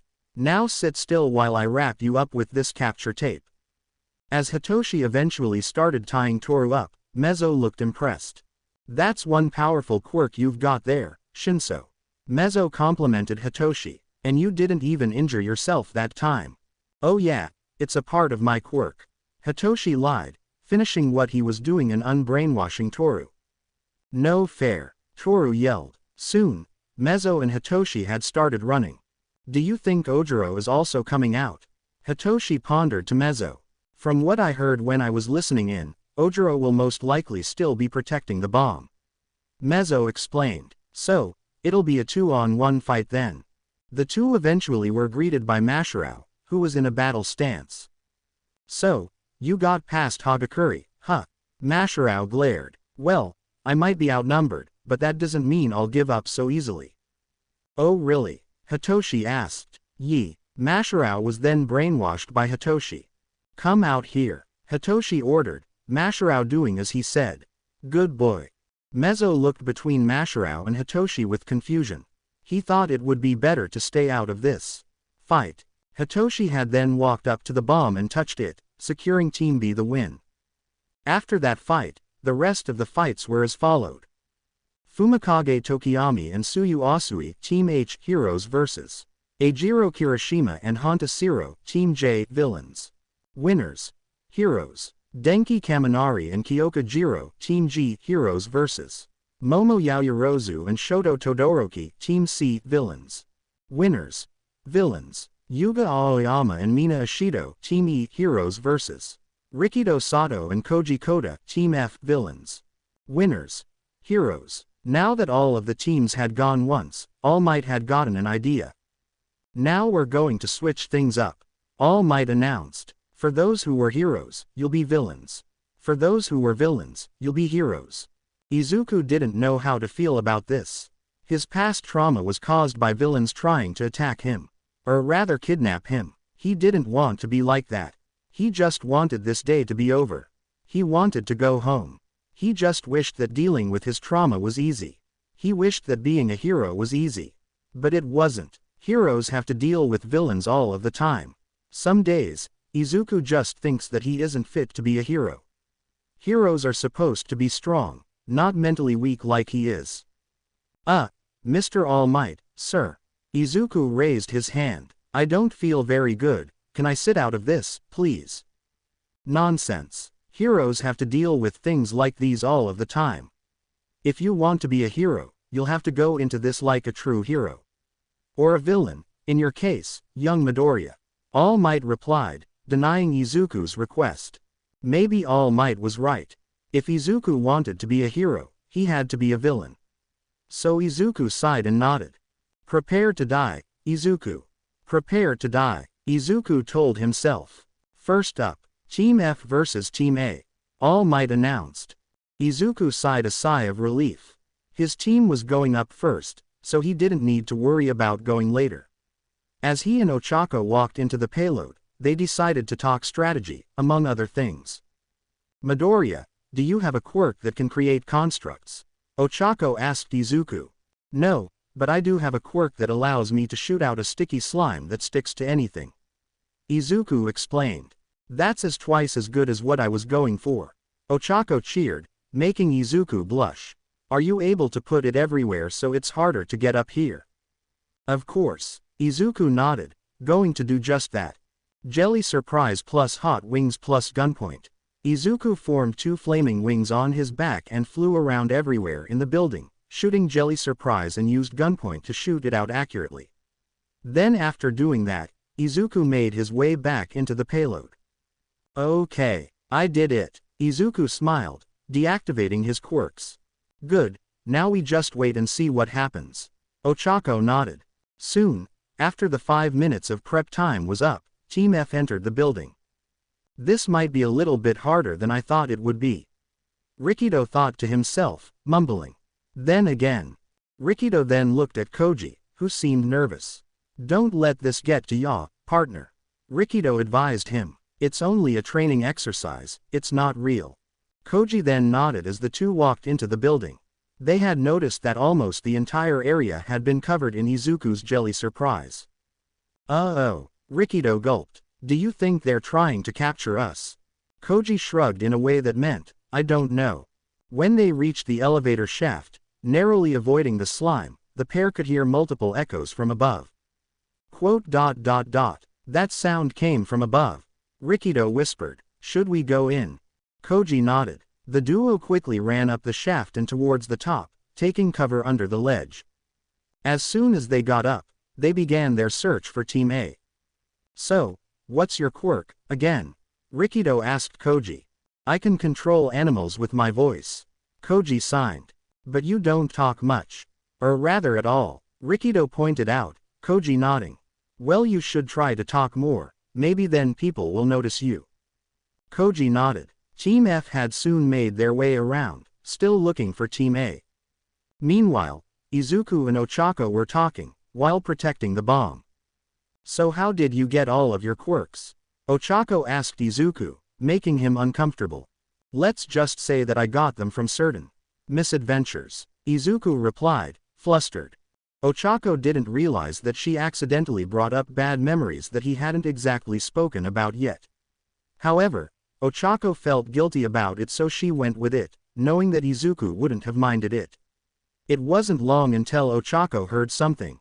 They must be this way, there's the most slime around here.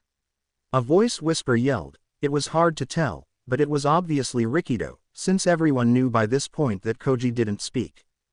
This made Ochako very nervous, she didn't know how long the jelly surprise would last. So, what's the plan? Izuku asked. Ochako stuttered, trying not to have a panic attack. Just try to stay on guard, okay? Izuku nodded. The two waited quietly for Team F's arrival. It had been a while since either one of the two had heard of Team F's whereabouts, so they assumed that they must have been trapped in Izuku's jelly surprise. Soon, before Team F had a chance to come up with a plan, time was up. Team A wins, All Might announced through the loudspeaker. After both Team A and Team F had eventually exited the building, with Izuku having to free Rikido and Koji from his jelly surprise, the rest of the battles had happened. When Hitoshi and Mezzo went up as villains, they faced off Ejiro and Honta, who were heroes. Team J won the match, because Hinata managed to capture both Hitoshi and Mezzo with his tape quirk, keeping them distracted, while Ejiro captured the bomb while Team B was distracted.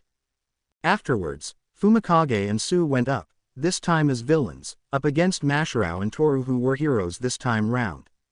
Team I won this match, since Mashirao kept Sue busy, while Fumikage had searched for Toru, who was using her initial nude strategy, and managed to secure the bomb, though nobody actually saw her. After that, Shoto and Momo had gone up against Denki and Kyoka, however the roles were reversed, with Team C being the heroes, and Team G being villains. Team C won this match, because of their superior quirks being able to overpower Kyoka and Denki. Then the last fight occurred. This time, Katsuki and Tenya as the heroes, and Aoyama and Mina as the villains. In the payload, Mina had tried to think of a strategy, but couldn't think of anything. I have some doubts about our opponents, Mina admitted. Our quirks aren't going to help us. What makes you think that, Ashido? Aoyama asked his teammate. Well, our opponents seem more experienced and confident in their fighting style. Mina pointed out, if we take too many risks and don't focus enough during the fights, then we'll end up hurt if we're taken advantage of. Hummed in thought. Well, in that case, let's concentrate on our offense. Yes, let's take advantage of our opponent's weaknesses. Mina cheered. Indeed, Aoyama nodded. Meanwhile, Katsuki and Tenya were standing right outside of the building. So this is what it's like from the hero's perspective. Katsuki muttered. We'll be able to take down Acid Face and Naval Laser, easy. Then, the match had started. Katsuki and Tenya ran into the building. Tenya followed Katsuki, who blasted himself ahead, though Tenya managed to keep up with him, because of his engine legs. What do you think their strategy is? Tenya asked Katsuki. I'm guessing they're going to use their quirks. Katsuki answered simply. Tenya nodded in agreement. Soon, the two had made it up to the payload, but they had noticed that neither of them looked very prepared. Don't come any closer, or I'll dissolve you with my acid. Mina exclaimed, preparing to shoot out some of her acid. Is this the extent to which this plan has gone? Katsuki wondered, glaring at his opponents. He shot forward towards Mina, intending to destroy her acid. Once he got close to her, Katsuki grabbed one of her feet, lifting up and using his explosions to propel herself upwards and away from the building. Oh, shit, Katsuki cursed under his breath. Shit, fucking shit. Katsuki tried to pull Tenya up after him and failed miserably. Damn it, he growled, holding the hand that held onto Tenya's leg. Bakugo, are you alright? Tenya asked worriedly. I'll live, bastard. Katsuki rolled his eyes. Suddenly, Mina shot some more acid down at Katsuki, hitting his hands causing him to lose grip on Tenya. Tenya quickly shot forward, grabbing onto Katsuki's foot as well. Thank goodness you stopped me. Tenya panted. Now let's make sure you stay down this time. Whatever. Katsuki grumbled as he allowed Tenya to float him to the ground. After he landed on the floor, Tenya quickly moved to stand behind Katsuki and placed a hand on his shoulder. Once Tenya was satisfied that he was safe, he turned around and faced Mina. Well, have you given up now? Katsuki roared. TCH. Of course not. Mina snorted, readying another attack. Mina shot acid at Katsuki, who dodged, sending an explosion towards Aoyama, who was distracted by Tenya. The explosion sent Aoyama flying back, smashing into a wall behind him. While that had caused him to be knocked unconscious, it didn't stop Mina's attack. She sent another wave of acid towards Katsuki, hitting his left arm. Fuck, Katsuki yelled, pulling out his hand from his burning arm. How dare you touch him? Tenya screamed at Mina, charging forward and throwing a punch at her face, only to miss due to Katsuki holding him back. Shut the fuck up, you idiot! Katsuki screamed, glaring at the blonde boy, who continued to scream at Mina. While Mina was distracted by Katsuki, and Aoyama was left unconscious, Tenya had successfully secured the bomb. Team D wins, All Might announced. Once everyone was together, All Might had made a statement. Now see here, you've now experienced what it's like to fight villains, even though they weren't real. All Might stated, pro heroes have to deal with villains all the time, but you should know, if this were to happen once you become pro heroes, there would have to be much more to take into account. Can anyone tell me what things? Momo raised her hand. Where the bomb is being kept, what civilians are around the building the bomb is being kept, what villains are guarding the bomb, who your allies are in the situation, and where the building is located.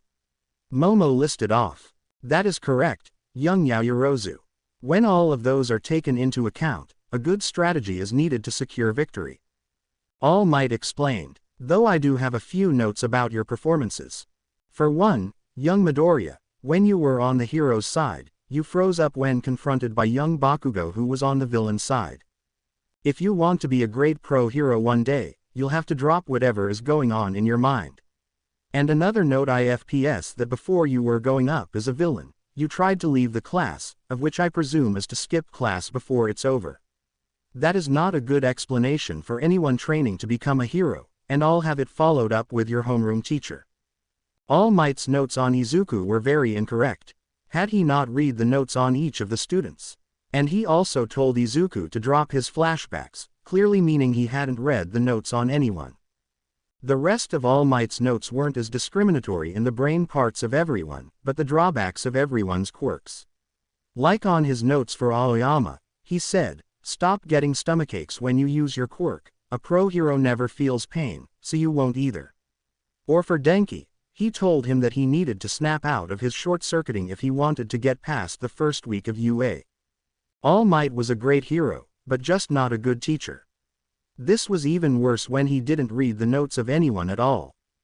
You are all expected to be strong. If you don't act like it, you'll never be pro heroes. Also, I even expect any neurodivergent students to act like everyone else, even though they aren't always worth it. All Might yelled in a heroic way, not realizing how hurt he made most of the class.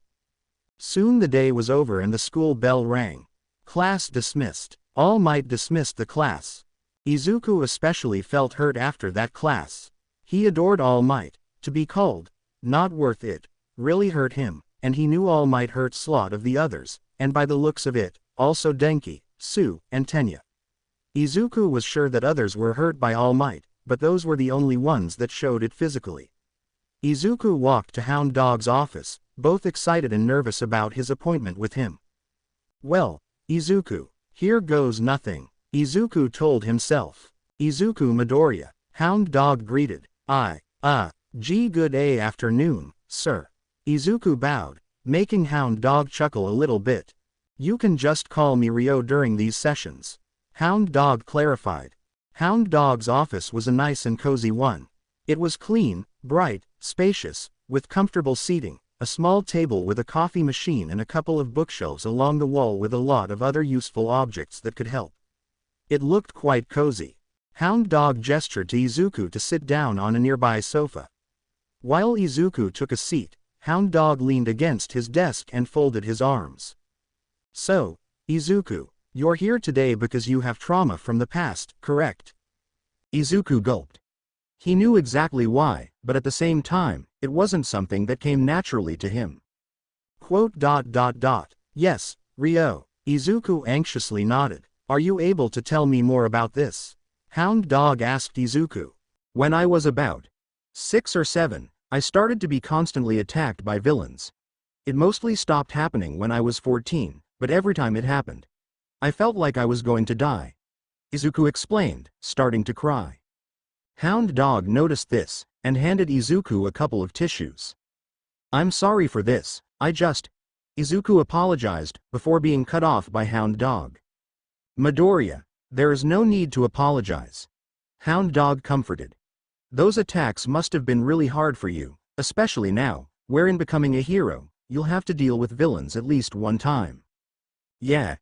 Izuku sniffed, wiping away his tears. It still hurts me when I think about it, and I wish I could stop thinking about it sometimes.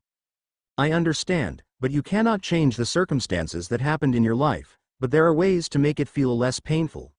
Hound Dog advised. Ways such as talking about them. There are people out there who love you and want you to achieve your dream of becoming a hero. There are? Izuku asked. Yes, there are. Now, you mentioned something called PTSD.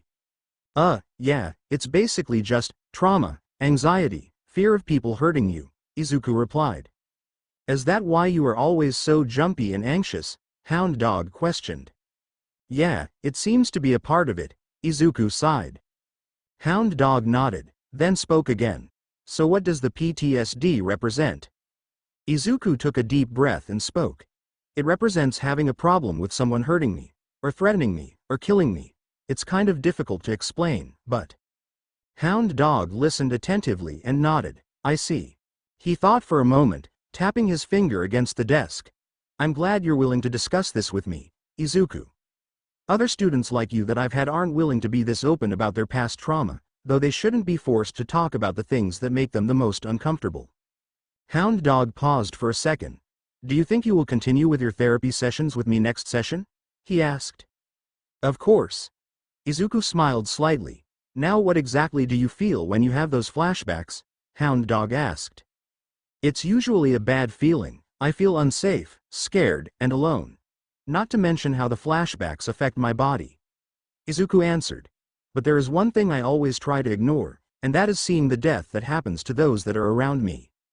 That's understandable. Hound Dog reassured. If you'd like to keep going, I suggest taking notes, doing some research, maybe even working through your trauma in a different way.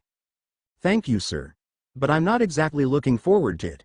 I guess I'm afraid that the flashbacks won't ever go away. Maybe the worst part is, I don't know what they mean, I only know that I'm feeling them and they are awful. Hound Dog pondered for a second.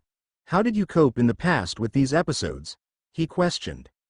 It wasn't easy. I would get flashbacks a lot back then too, but they weren't nearly as frequent as the flashbacks are right now. I couldn't handle them, though. I was just too weak then. Izuku replied, not liking that he brought up such painful memories, but knowing that this might be a chance for him to actually say something important about what is bothering him.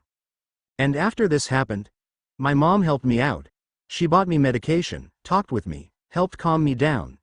But the flashbacks have gotten worse since then, so much worse.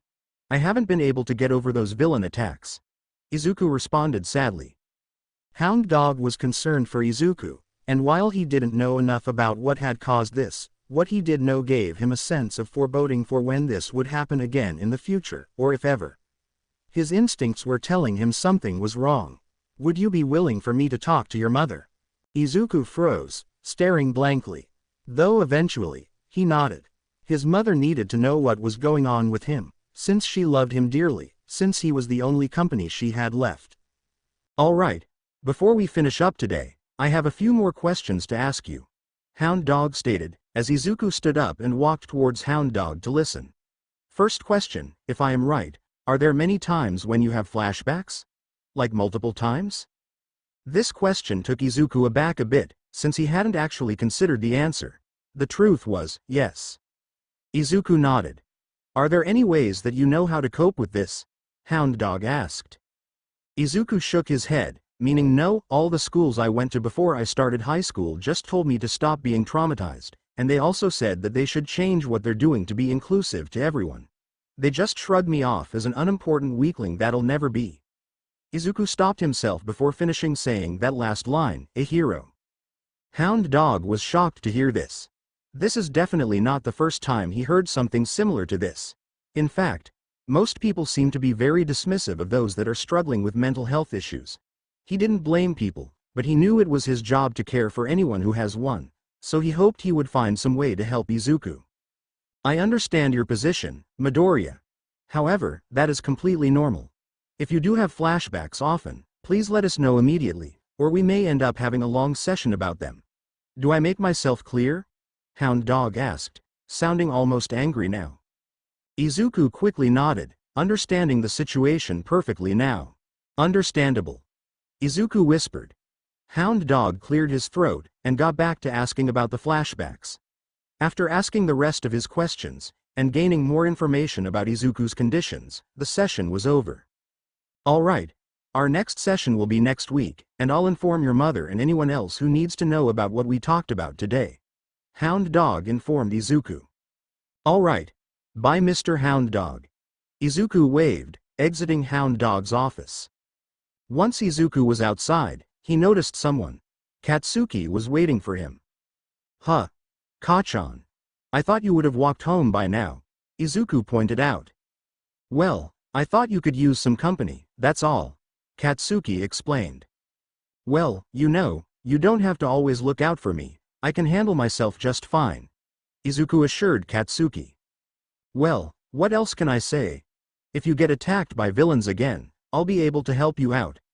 Katsuki smirked, wanting to help his friend out if he ever gets into any trouble. Not much later, in the teacher's lounge, the principal of UA, Nezu, and All Might in his deflated form, aka Toshinori Yagi, were talking. How was your first time teaching here at UA? Nezu asked his colleague. It was quite informative, Toshinori replied. I believe it was a great experience. Wonderful. Nezu exclaimed, taking a sip of tea. Did you remember to read the notes on each of your students? Oh, I was planning on doing that, but I had a lot of work to do, so I didn't have any time to read any of them. Toshinori explained. Well then, you might as well take the time now to read up on Class 1. While we have our chat, Nezu instructed. Oh, so soon? But don't you think? Toshinori was about to ask, trying to avoid the task that was bestowed upon him. Nonsense. The more you know about them, the more ways you'll know how to help them. Nezu interrupted. Oh, of course, I'm just not used to this new job, yet. Toshinori apologized. Would you like me to get you the files, or will you? Nezu asked Toshinori. You know what? I'll go get them. There's no point in looking for something you probably won't find. Nezu walked off. Toshinori was less than pleased. His lack of experience teaching as well as his internalized ableism made it very hard for him to be able to be inclusive when he was teaching. As he trailed off in his thoughts, he was greeted by the sound of a familiar voice. So, I heard that you're about to read the notes on my homeroom class. Aizawa walked in. Huh? Oh yeah. I didn't read them before. Toshinori replied, before being cut off by Aizawa. Before you taught your only class? Aizawa interrupted, a stern look on his face. Yeah, but I had a good reason to. How so? I was busy. Doing what? Well, I was being a hero for about 3 hours, then I had to do some stuff around the school, and then I had to get ready to teach my first class. That's not a rational way to be a teacher. Aizawa glared. And do you know how I know you didn't read any of the notes? Momo Yaoyorozu told me that you said, neurodivergent students should be like everyone else even if they aren't worth it. Well, you shouldn't have to accommodate the needs of neurodivergent students to make things more inclusive for them. Toshinori replied. If they want to be treated the same way as everyone else, then maybe they should leave. And do you really think that they would? Look around at how many kids are struggling in their classes at UA. Aizawa challenged. If you want to be a good teacher, then you should know that disasters and villain attacks aren't the only unfairness the world has to face. Neurodivergent people don't choose to be neurodivergent. It doesn't help that society chooses to mock them instead of help them. Quote. And yet you're still making exceptions for them. Toshinori sighed, realizing he wasn't getting anywhere with this argument at the moment. I do, because that's my job. Aizawa replied simply, but you need to learn a lesson from all these examples too. Don't forget, we've got a lot of kids who struggle with learning. They don't choose to become neurodivergent. We shouldn't exclude them, either. It wouldn't be fair to everyone. Aizawa left after this conversation, and Toshinori stayed behind to continue thinking about everything he had heard. Toshinori was dismissive of what his other colleagues said to him. He knew that neurodivergent people don't choose to be neurodivergent, but he didn't know why inclusivity mattered so much. Before long, Nezu came back into the room, holding 20 folders. Here are the notes of all of your students, Nezu announced, giving them all to Toshinori, who put the pile on the table in front of him. So do you have anywhere else to be or? Toshinori inquired. No, except for here, where I'll be supervising you while you read the notes, Nezu replied. Toshinori was less than surprised to hear this. After all, Nezu was known to be quite observant. Plus, he had to give Toshinori enough credit to admit that he had been ignoring his own advice, despite telling him to read the notes. Great, Toshinori muttered, before opening up the first folder. Both of them remained quiet. This was until Toshinori got up to Izuku's notes. Izuku couldn't believe his situation right now. It was his third day, at UA, and he was overstimulated. And it's not like any of his classmates, besides Katsuki, knew about his autism, because he was worried that he'd get bullied, much like how he was in his junior high years. The only reason he hasn't committed suicide was because of Katsuki protecting him and assuring him that he wasn't weird, or unnatural, or even dare one call him retard, and despite how hard Izuku tried not to let those words affect him, the only thing that caused him to feel that they weren't true was the validation he received from Katsuki. He was grateful to have someone willing to stand up to those bullies for him, even if it was someone mildly aggressive like Katsuki. But back to the point. Izuku was overstimulated. He didn't sleep much last night, because of some slight listening in on a phone call his mother was having with Hound Dog after his appointment with him, since Izuku's apartment walls were pretty thin, so it was purely a mistake that he was listening in. Along with that, he also tried to figure out why his classmate, Hitoshi, had multiple quirks. The best conclusion he could come up with was that, in his words, his second quirk is a byproduct of his first quirk, and he was very sleep-deprived when he had finished his analysis. So crappy thing number 1, ticked on the list of crappy things that happened to Izuku that day. Then there was school. Katsuki and Izuku had got there slightly later than they did the previous day, because Izuku ended up accidentally sleeping in that day, so there were slightly more people in the classroom before homeroom started. Hitoshi was in the classroom by the time they got there, so at least Izuku could interview him about his 2 quirks. But he ended up not being able to do it at that time because he was busy thoroughly apologizing to Katsuki because of the green beans oversleeping, though Katsuki accepted Izuku's apology every time, because he knew it was an accident and that Izuku didn't mean to do it. But that didn't mean Izuku ended up interviewing Hitoshi in private. So crappy thing number 2, ticked on the list of crappy things that happened to Izuku that day. But the crap doesn't end there. After homeroom, which was actually relatively peaceful, was English, with present Mike. Now don't get Izuku wrong, he adored present Mike like Aizawa adored sleeping, but Izuku didn't enjoy how loud he would get, even if it was part of his quirk. So built-up anxiety from his first subject of the day meant crappy thing number 3, ticked on the list of crappy things that happened to Izuku that day. Then after a crappy period of loud English was an even crappier period of math with ectoplasm, though the teacher wasn't the one causing all of the noise. Just about everyone in that class was talking, though it was almost always on topic, so ectoplasm didn't mind.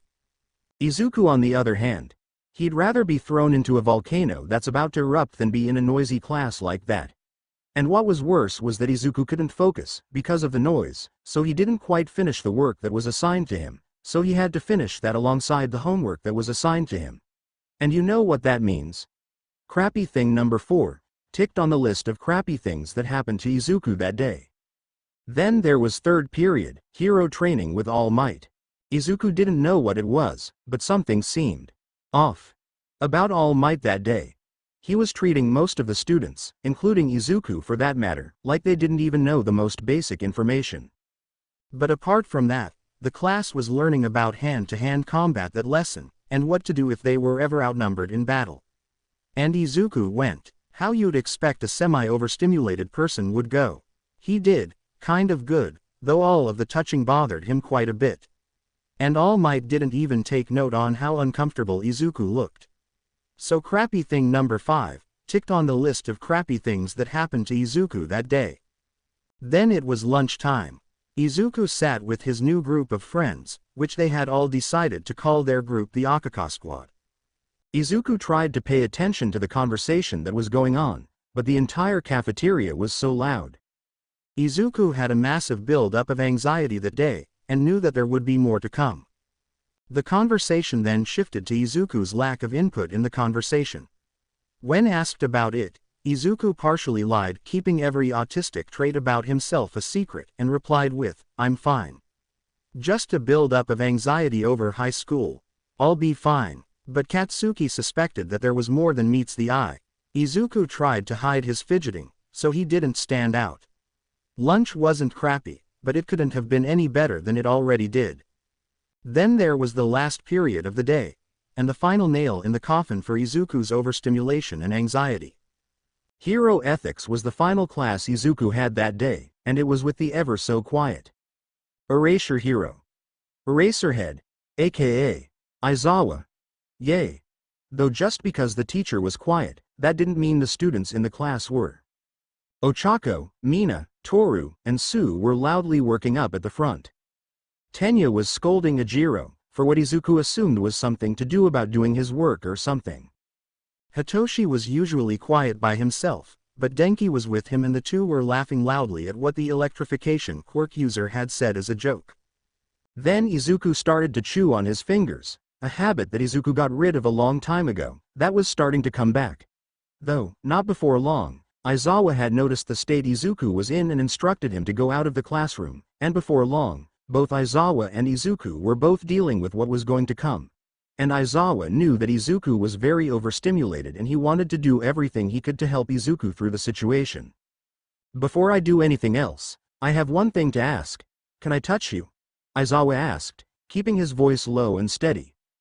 Izuku nodded as the two sat down on the ground. Aizawa then took Izuku's hand and placed it on his chest. "All right.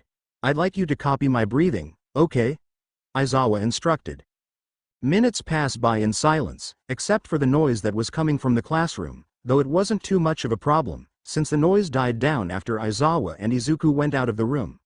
The breathing exercise helped Izuku focus on something else that wasn't any ambient noises, or the nasty day that he was having. "Everything will be fine," Aizawa whispered multiple times, as Izuku started to rock. Izuku's breathing was pretty steady by this point, and he wasn't crying or screaming, so Aizawa presumed that this was a stim Izuku did when he was content, or at least calm. Then Aizawa was going to try and do something that his former teachers did with him whenever he was really overstimulated. Although, he wasn't sure whether or not Izuku wanted to do it, so he decided to ask him first. "Hey, is it alright if we do another exercise, which my former teachers did whenever I was really overstimulated?" Aizawa asked Izuku. "Yes, sensei," Izuku replied, his voice shaky. "Okay, I'm going to ask you some yes or no questions. You can answer them by talking. You can do that, but if you want to nod your head or shake it, you can do that, too. And if you know sign language, then you can do that as well. Whatever feels comfortable for you. Also, there are no wrong answers," Aizawa instructed, Izuku nodding. "Okay. First question. Do you enjoy eating fruit?" Izuku nodded his head. "Do you like apples?" Once again, Izuku nodded. "Do you enjoy eating vegetables?" Izuku nodded. "Do you like broccoli?" Izuku nodded. "Are you getting along with other people here?" Izuku nodded. This was what he needed. Some peace and quiet. Sure, he was having a very crappy day, but Aizawa was making the heavy atmosphere around him a little bit lighter. After a few more questions, Aizawa asked one last question. Is there anything else I can do to help you? Aizawa asked. Izuku shook his head. Aizawa smiled, glad that he could help. He then stood and put his hands onto Izuku's shoulders. I know today has been difficult for you. Don't let this be a bad day. It will pass with time. You still have friends who love you. Izuku nodded. Now I don't expect you to do the rest of your work, this lesson, so feel free to stay out here for as long as you like. Izuku just nodded and smiled. Once the day ended, Katsuki had brought him home and stayed over for dinner, though he only stayed over to do Izuku's extra homework for him and helped Izuku with the actual homework. Izuku then fell asleep without incident. It was the day after the events of the previous chapter, and Izuku was feeling much better. After having his regular subjects, it was time for hero training. Though things were a bit different, Aizawa and Cementos were there as well. Alright, students, today, we'll be getting a tight grasp on how you use your quirks and new ways to apply and enhance them, All Might explained. Instead of one in their hero costumes, they were all in their gym uniforms. We've managed to secure Gym Gamma for first years like you, today, Aizawa said. Gym Gamma, also known as the Training Kitchen Lab or TKL for short, is a training facility for quirk development that I designed myself. Cementos informed the students as he placed his hands on the concrete floor. The terrain of the massive gymnasium quickly shifted as large platforms and cliffs formed from the ground. With my quirk I can mold the area to help with any form of training our students need. That's right. One by one you'll go up, demonstrate your quirk and Eraserhead, Cementos and I will give you feedback, All Might explained. Aoyama, you're the first student of 1A, so you'll be going up first. Aizawa instructed, Aoyama going in. This would be a fantastic time to use my evaluate quirk on everyone, Izuku thought to himself, looking over at Katsuki. Meanwhile, in Gym Gamma, Yuga had showed off his quirk, Naval Laser, and had explained its limits, including how he couldn't use it for more than a second, because of the pain that comes with it. Hearing this, Aizawa was the first to critique him. It seems like you'll have to try to go beyond your limits, Aoyama. Perhaps the best way to do that is firing out your laser constantly, Aizawa critiqued. Then Cementos was next to give Yuga some tips. I agree with what Eraserhead has said, as emitter-type quirks only get stronger when pushed beyond their limits, Cementos said. Then it was All Might's turn next. You will be much more powerful if you take that belt of yours off. The only way you'll become stronger is when you use your own strength, All Might told Yuga.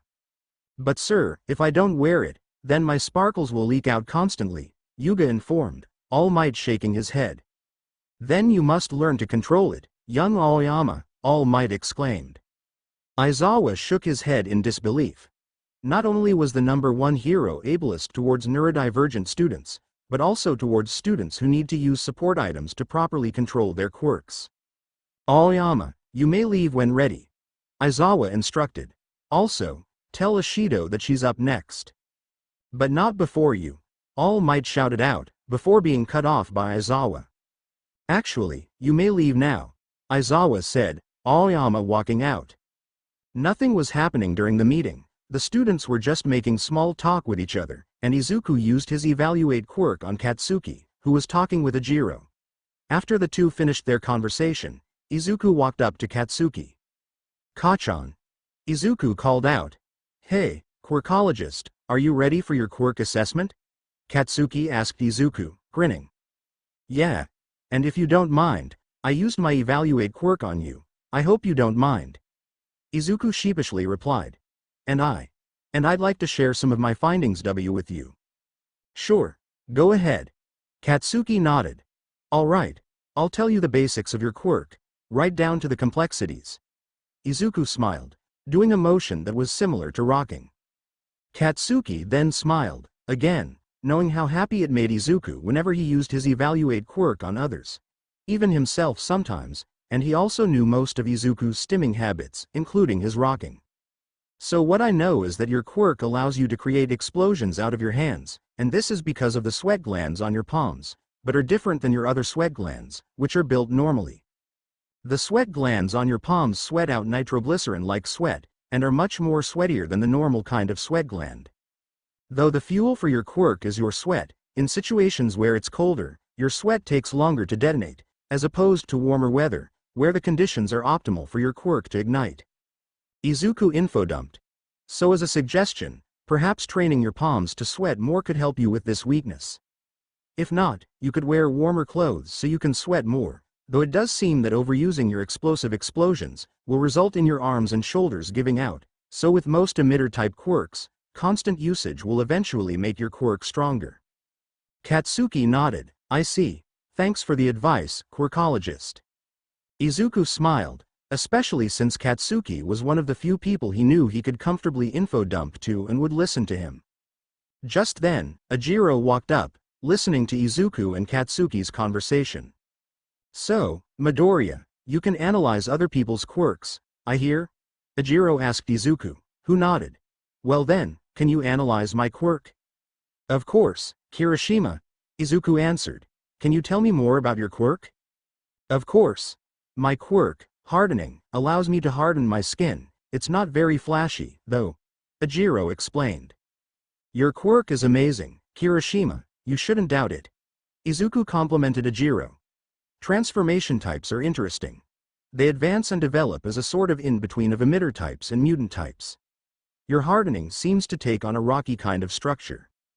Yeah, that's true. Ajiro proceeded to look at the ground with doubt. Most transformation types start out fairly small scale. Izuku shrugged with a smile. But I can already tell you're nowhere near your full capabilities. You can push so much farther. In fact, let's try something. Like what? Ajiro questioned. Yeah, I think you're much closer to advancing your quirk than you think. Izuku grinned at the redhead. You're holding yourself back by doubting your power, Kirishima. Activate your quirk. Okay. Ajiro blinked as he hardened his right arm, it taking on a sharp, rocky texture. What now? Do it again. Izuku demanded, smiling as confidently as the sun when it rose in the morning. What? Ajiro implored, perplexed with Izuku's orders. Force your quirk to activate again. Izuku encouraged the hardening quirk user in an encouraging way. But my quirk is already active. Ajiro was unsure about Izuku's orders. Is it, now? Izuku questioned Ajiro, who just stood there, bewildered. Are you really using all of it? I think so. Ajiro looked rather unsure, not knowing what forcing his quirk to activate while active. Then prove it and force it again, Izuku exclaimed, overexcited with the outcome of his demand. If you say so, Midoriya. Ajiro just shrugged, unable to argue with Izuku. As Ajiro tried to activate his quirk while maintaining it, he felt a strong resistance when he did, like his arm was fully flexed and he was trying to move it. He couldn't move it past the resistance, this was his limit. More. Stronger. Denser. More, Izuku screamed out, encouraging Ajiro some more. The green bean was so caught up in trying to help his classmate. He was so caught up that he didn't notice the rest of the class, except for Mina and Sue, watching them. Ajiro then hardened his entire body, forcing his quirk past the resistance that was pushing him. He felt like something cracked and then the resistance was gone. He felt heavy but strangely stronger. Congratulations, Kirishima. Izuku smiled brightly. Your hardening quirk just evolved beyond its limits, plus ultra style. This is very hard to maintain. Ajiro mentioned, and just like that his quirk deactivated. You just developed it and made it stronger. Izuku grinned happily. It'll take a while until you can use it just as easily as you use the current level. You just need more training. Thanks, Midoriya. I can't believe I was able to go so much further, Ajiro smiled. You just needed to stop doubting yourself and your quirk, Kirishima. Izuku waved off the thanks. Sometimes we're our own worst enemy. Ajiro looked at Izuku's face when he heard that. He saw the same look in the one with all users' eyes that he'd seen in his own in the mirror, back when he almost lost his drive to be a hero. I feel that, bro. Ajiro nodded. Yeah. Izuku gave a lopsided smile. But we have to move beyond the past if we want to be heroes, right? Heck yeah. Kirishima fist bumped Izuku. A few moments later, Sue walked up to Izuku. I've heard that you can analyze other people's quirks. Do you think you can analyze mine? Sue asked the green bean, who was connected to the radio waves, using his radio signal quirk. Of course, Asu. I mean, of course, Sue. Izuku nodded. After a few moments passed, Izuku told Sue his findings. How amazing. Sue, your quirk, frog, is extremely versatile. May I ask you a few questions about it? Of course, Hiro. What exact frog are you? This question confused Sue quite a bit. Midoriya, I don't think you get it. My quirk is called frog. I can do anything a frog can do. Hiro. Sue simply replied. I'm aware, but which frog in particular? Izuku asked. Sue just responded with confusion. I guess I've never thought about it before. Well, there are a lot, and I mean a lot, of frog species out there in the world. Izuku pointed out. What are your froggy capabilities as of now? Frog-like anatomy, great leg strength, wall clinging, a powerful extending tongue, fast swimming, and secreting mucus with different effects like paralysis and hiding scent. Sue explained. Have you ever tried training to be like other frogs? Izuku wondered. What do you mean, Midoriya-kun? Sue asked. Your quirk isn't limited to just one type of frog. If you train your body to use the abilities of other frog species, you could possibly be any frog ever in the entire world. Izuku exclaimed. Sue amazed with Izuku's findings. I'll try that, thanks Midoriya. Sue thanked her friend. After a few more minutes, Katsuki walked up to Izuku, grinning to himself. So I hear that you've analyzed someone else, Katsuki inquired. Yeah, Sue came over, so I analyzed her quirk, Izuku explained. Nice. Katsuki grinned. Who are you gonna analyze next? I'm not entirely sure yet, Izuku truthfully replied. In his mind, Katsuki was grinning even more, but tried not to show it too much on his face. Well, anyways, I'm going to go talk with Kirishima. If you need me, I'll be there with him. Katsuki told Izuku, walking off. Izuku then reactivated radio signal and continued to vibe. Meanwhile, in Gym Gamma, All Might continued to indirectly harass everyone with his ableism becoming more clear with each word that came out of his mouth. And he didn't even realize the harm he was doing. But back with Izuku. After listening to a news broadcast about a robbery that had happened the previous night, Mina had walked up to him. Yo, Midoriya. Sue told me that you can analyze other people's quirks. Do you think you can analyze mine? Mina happily asked the green bean. Sure, Ashido. Izuku accepted Mina's request, though hesitant, because the news story was getting interesting. Can you give me a basic description of your quirk, so I can understand it better? Sure. My quirk is called acid. It allows me to produce a corrosive liquid from my body, Mina explained. Izuku thought for a bit. Are you able to control the viscosity of it? What about the solubility? Or the corrosivity? Are you able to produce different types of acids? Izuku bombarded Mina with questions. I don't know, Mina replied, a little bit of anxiety showing in her face. Then perhaps you should study up on some chemistry. If you can freely control which acids you produce, you could become irreplaceable in dozens of situations. As for direct applications, I'd recommend focusing your control on both solubility and viscosity. The more control you have over your acid, the less likely you are to harm someone by accident. Izuku gave some advice to Mina, hoping to help her out. Yeah. Controlling the properties of my acid would definitely help me a lot. I hurt myself a few times growing up by creating stuff that was too strong for me to handle. Mina admitted with a sheepish grin. Well, I hope my advice can help you become better at using your quirk, Izuku hoped. Anyways, thank you, Midoriya. Mina thanked, walking off. Izuku nodding, soon continuing to listen to the radio signals. The news broadcast was still talking about the robbery, so Izuku listened in on it some more, this time taking notes on it with his notebook, which he had brought to class in case he'd figure out why Hitoshi had two quirks. Izuku had noted most of the important details of it, including the fact that Rabbit Hero Mirko managed to deal with this event. After that, Izuku then took notes about his classmates' quirks and was deep in thought until...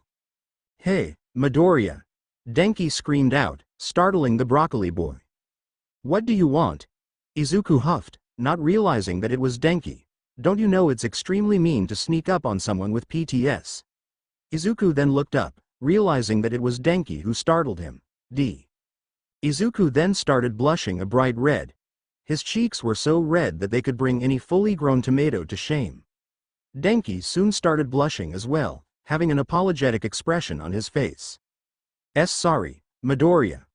I just heard from a certain explosive that you can analyze other people's quirks. Denki apologized, as Izuku was embarrassed that he accidentally revealed one of his deepest darkest secrets to someone he had hardly knew at the time. I apologize if I scared you. Or triggered anything unpleasant. Please don't tell anyone else about that. Izuku demanded, still a blushing mess as Denki then nodded in agreement. So anyways. About your quirk analysis. Tell me more about your quirk, so I can get a better understanding of it. Oh yeah. My quirk is called electrification. It allows me to produce large voltages of electricity and I can let that stored electricity release into my surroundings, though currently, have no way to direct said electricity as of now. Denki explained. And if I use too much electricity, I turn into a complete dum-dum. I see. Your quirk is of a very rare typing. It would be a shame if it went to waste. Izuku muttered, slightly dissociating. Midoriya. You okay? You seem to be blanking out. Denki asked the victim of trauma. Soon, Izuku then snapped right back into reality.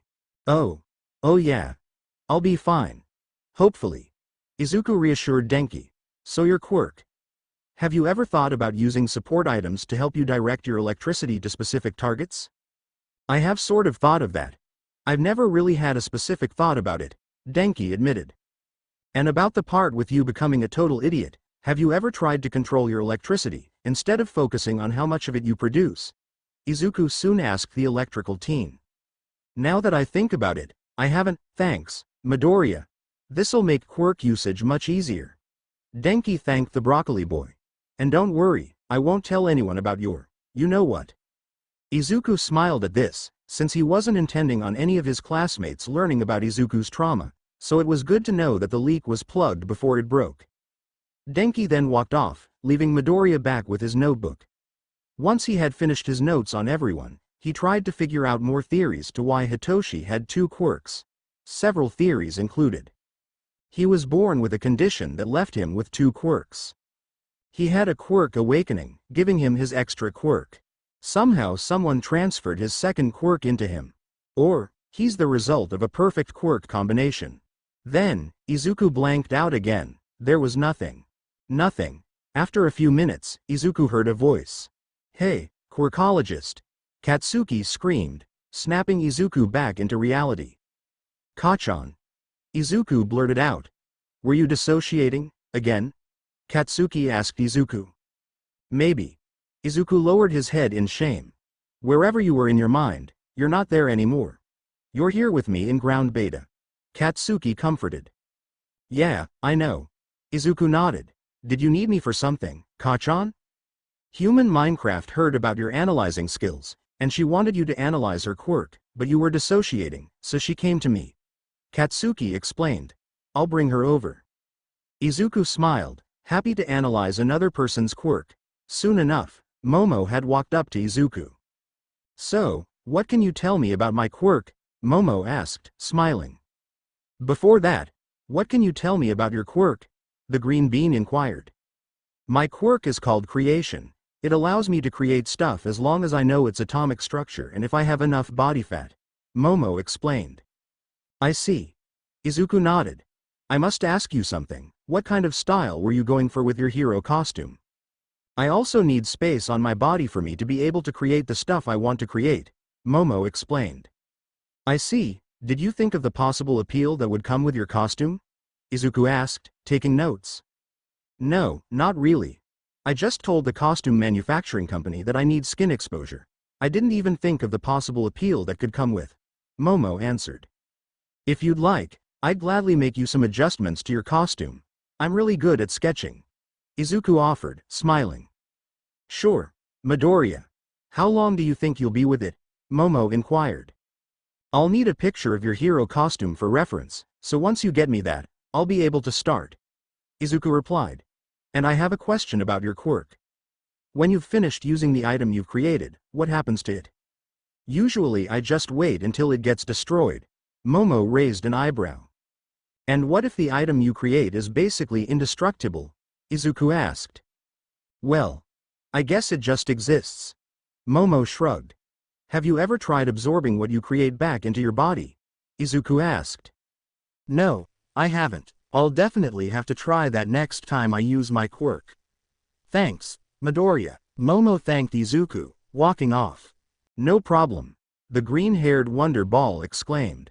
After Izuku's meeting with Momo, Izuku went back to his notes, thinking about which of his theories about Hitoshi's quirks was most likely to be correct.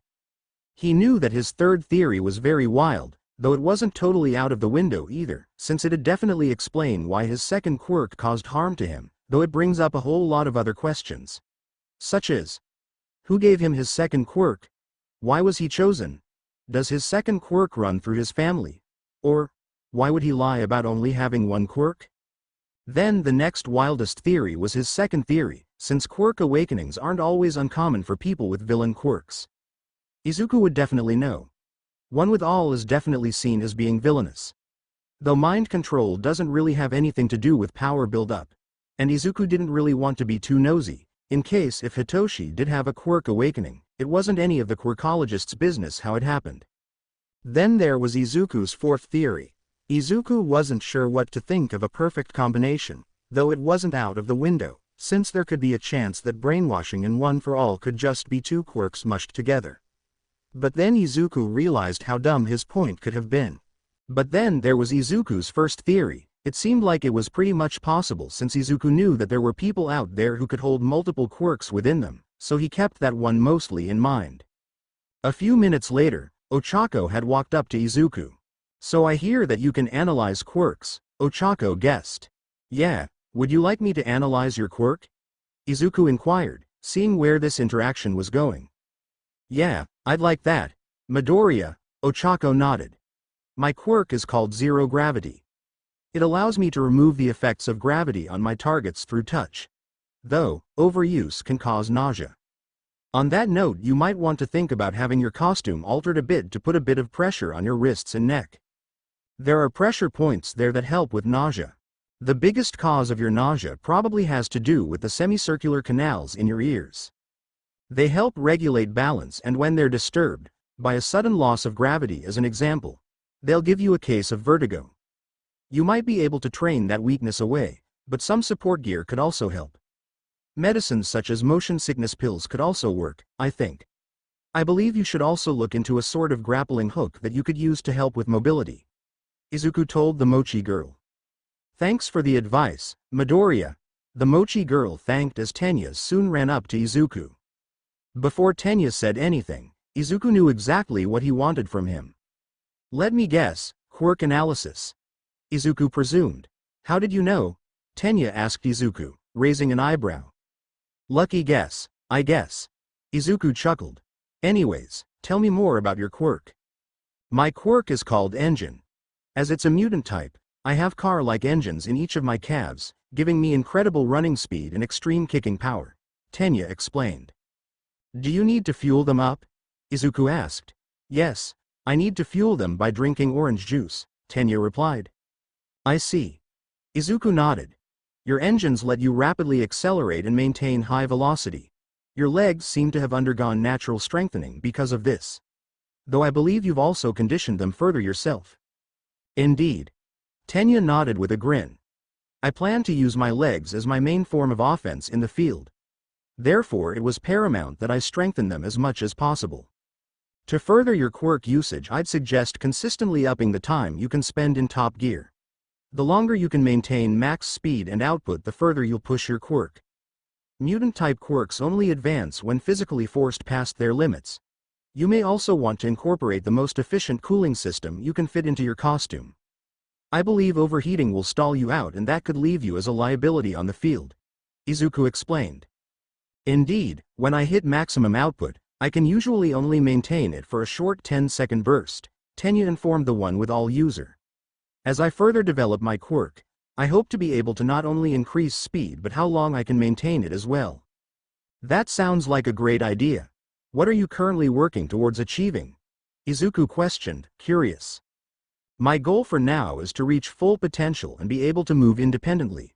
Once I achieve that, I will focus on the strength requirement, Tenya explained. That makes sense. Izuku nodded. You'll probably also need to figure out a way to get rid of excess weight. A lot of people lose unnecessary pounds when exercising. So maybe a little exercise can help with that. That'd help you reduce the calories needed to keep your engines running. It sounds wise to take action with these recommendations. Thank you very much for them, Tenya thanked, bowing respectfully. This caused Izuku to blush.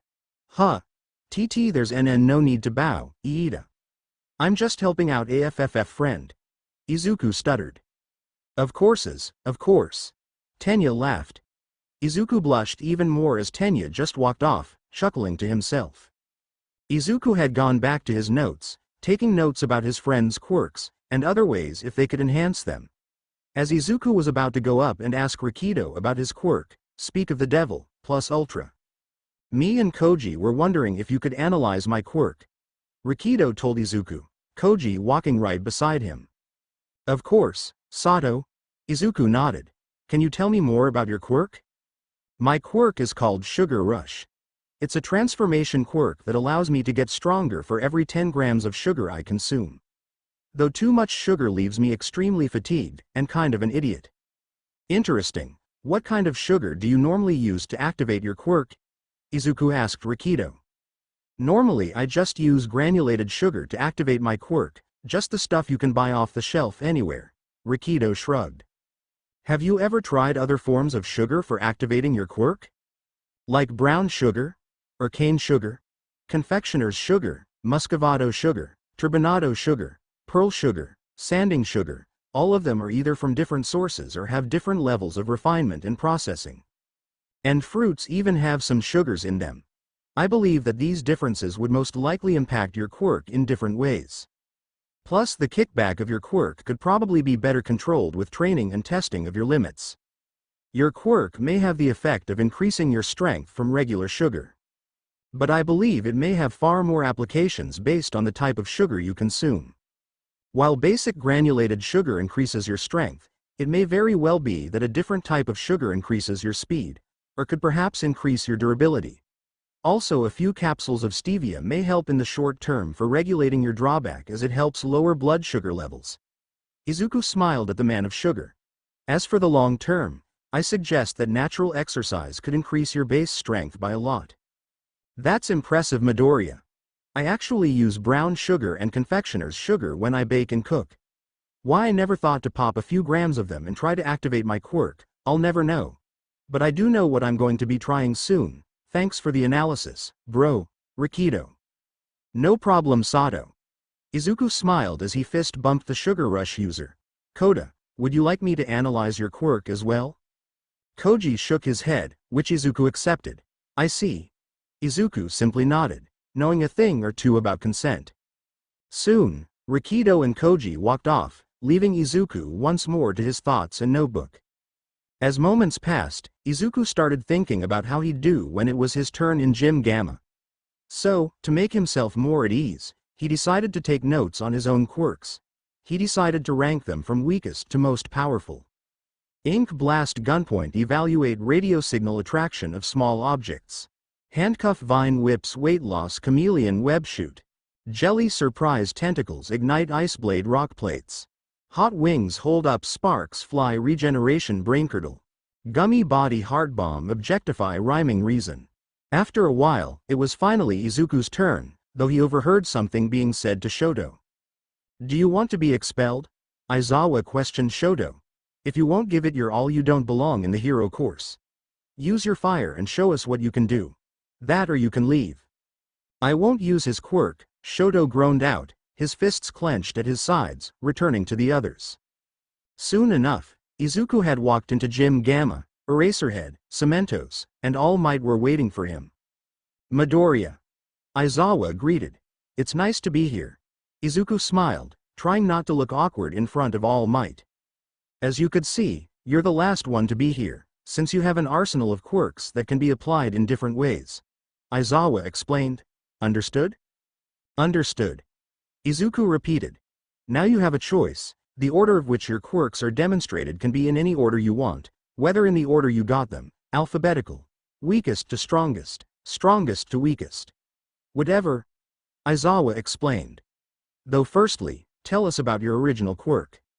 Izuku smiled genuinely, excited about the fact that he could talk about his own quirk, for once. Of course. My quirk is called One with All. It's an emitter type. It allows me to steal the power of other people's quirks, and it gives me a more powerful version of the original quirk, based upon my own and the target's ages. For example, when my own quirk awakened, I accidentally stole Katsuki's quirk and turned it into 6 times more powerful than it originally was. I was lucky he isn't a mutant quirk user, since I could have been entirely mistaken. Izuku infodumped. Each of the teachers nodded. Is there anything else? Cementos asked Izuku, making him jump up and down. Absolutely. The way the power level determined, with X meaning my age, and Y meaning the target's age. For emitters. X times Y equals power level. For transformers. X times Y divided by 1/2 of X equals power level. For mutants. Y times 1 equals power level. Izuku continued to infodump. And I can also use my stockpiled quirks in combinations, however, I can only use up to 5 quirks in a combination at a time. Then Izuku started demonstrating his quirks, showing off the different ways he uses them. When the school day ended, Izuku smiled to himself, happy that he was able to help his friends with their quirks and applying them in different ways, as well as suggestions for support items that they could use, and the fact that he knew he could make his quirks his own, instead of being used by villains. Maybe life isn't so bad after all, Izuku thought to himself. Izuku and Katsuki were walking to school as usual, though they had noticed a crowd of reporters and camera people surrounding the normal route the 2 childhood friends took to get to school. What the? Izuku gasped. The hell is this? Katsuki muttered. Kachan, do we find another route? Izuku asked the fiery. Let's see what the commotion is about, first, Katsuki planned. One of the reporters had turned around to see Izuku and Katsuki. You two. What's it like to have All Might as a teacher? The reporter enthusiastically questioned the two. Izuku stammered. It's none of your business, that's what it is. Katsuki exclaimed. Come on, quirkologist. And then the two just walked off. The reporter turned to the others and said, we need to find more UA students to interview. When the green bean and the hot chili pepper had gotten to UA, they had noticed the same crowd from before, and neither were happy about it. Hey, move out of the way. Katsuki yelled. There are people being blocked off, so move it, you damn news people. Izuku noticed other students being crowded by the mass of reporters as well. Ochako, Mina, Toru, and Sue were practically back to back. Rikido and Mezzo could be seen near the edge, both of the taller teens with mics being shoved in their faces too. He also noticed a few other students being swarmed too. A black-haired boy wearing a headband, and a teen who seemed to be enjoying the attention he was getting. Izuku presumed these must be some of the students from 1B. What do you think you're doing? A loud, growling voice barked out at the group of reporters. Several of the students let out sighs of relief as Hound Dog showed up. You're interfering with our students' ability to get to school. Cease this harassment of our students and leave the premises or the police will be called. We just want to know about All Might, a reporter yelled back. All Might isn't available for interviews today, so leave. Aizawa stated while walking up to the gate with present Mike. Why should we listen to such a shabby-looking man? A different reporter demanded. Aizawa just exhaled heavily. This is why he hated the media. You know, they're causing such a ruckus. They're almost like villains. Present Mike whispered to Aizawa. Can't we just beat them up? Not unless you want your reputation dragged through the mud. Aizawa shook his head. Let's just wait for the police. While Aizawa and present Mike kept the reporter's attention, Hound Dog ushered the students past the gate so they could get to class. Izuku calmed down from the surprise of a reporter ambush as he and Katsuki walked to class. One reporter had gotten too impatient and tried to cross the gate after the last of the students had entered. She was met with UA's security system, also known as the UA barrier, as the massive steel gate slammed into place. With over a meter of reinforced steel between them and any form of All Might interview, the multitudes of reporters had no choice but to complain and wait. "This is why I don't like crowds," Izuku muttered. Soon enough, both of them had gotten to class, to find that there were discussions about the event that happened that morning. "The one day I decide to come earlier, I'm just about ambushed by the news," Mina complained. "Ashido, I thought you were more social than that," Ochako pointed out.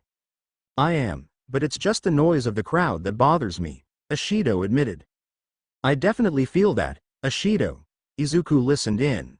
"Good gosh, those reporters were so twisted." Toru joined in as the class chatted. "You said it." Kyoka shook her head. "Didn't expect to get hounded for an interview about All Might this morning. They shouted so many questions at me, I couldn't get a word in anyway." Rikido scratched his left cheek. "I'm glad Hound Dog showed up when he did, Kiro." Suyu smiled softly. "Yeah, it was getting to be a bit much." Ochako messed with her hair. "Take your seats, homeroom is about to start," Aizawa announced as he entered the classroom. And with that, everyone rushed to their seats. "You all have an important decision to make," Aizawa told the class. "Something that'll affect the entire class dynamic going forwards." The entire class tensed up, expecting something along the lines of expulsion. "You need to choose who your class representatives will be." Everyone in the class was shocked. That's so normal," Class 1A exclaimed. "I wasn't finished, yet." Aizawa scolded the class. "You'll all have to decide who will be representing the class before Wednesday, so choose carefully." And with that, 1A started discussing possible candidates, with almost everyone nominating themselves. Desire doesn't equal ability. The class representative should be someone that everyone can put their trust into, Tenya pointed out to everyone. "But, Iida," Sue spoke up. "We've only known each other for about a week, that's hardly enough time to put at least any trust into one another." "Even if that's the case, whoever leads the class has to have the most qualification out of all of us," Momo pointed out. "Yaoyorozu's right, the best way to decide would be to have a vote." Izuku nodded. All of the class nodded, and they decided to vote. The only rule was that they couldn't vote for themselves. After everyone had voted, the results were announced by Tenya. 1 vote for Bakugo. 3 votes for me. 5 votes for Midoriya. And 11 votes for Yaoyorozu. Tenya read out.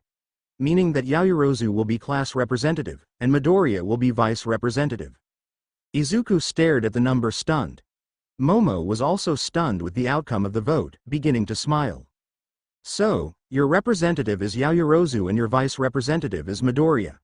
Aizawa spoke up as the green bean and beef stew stood in front of the class.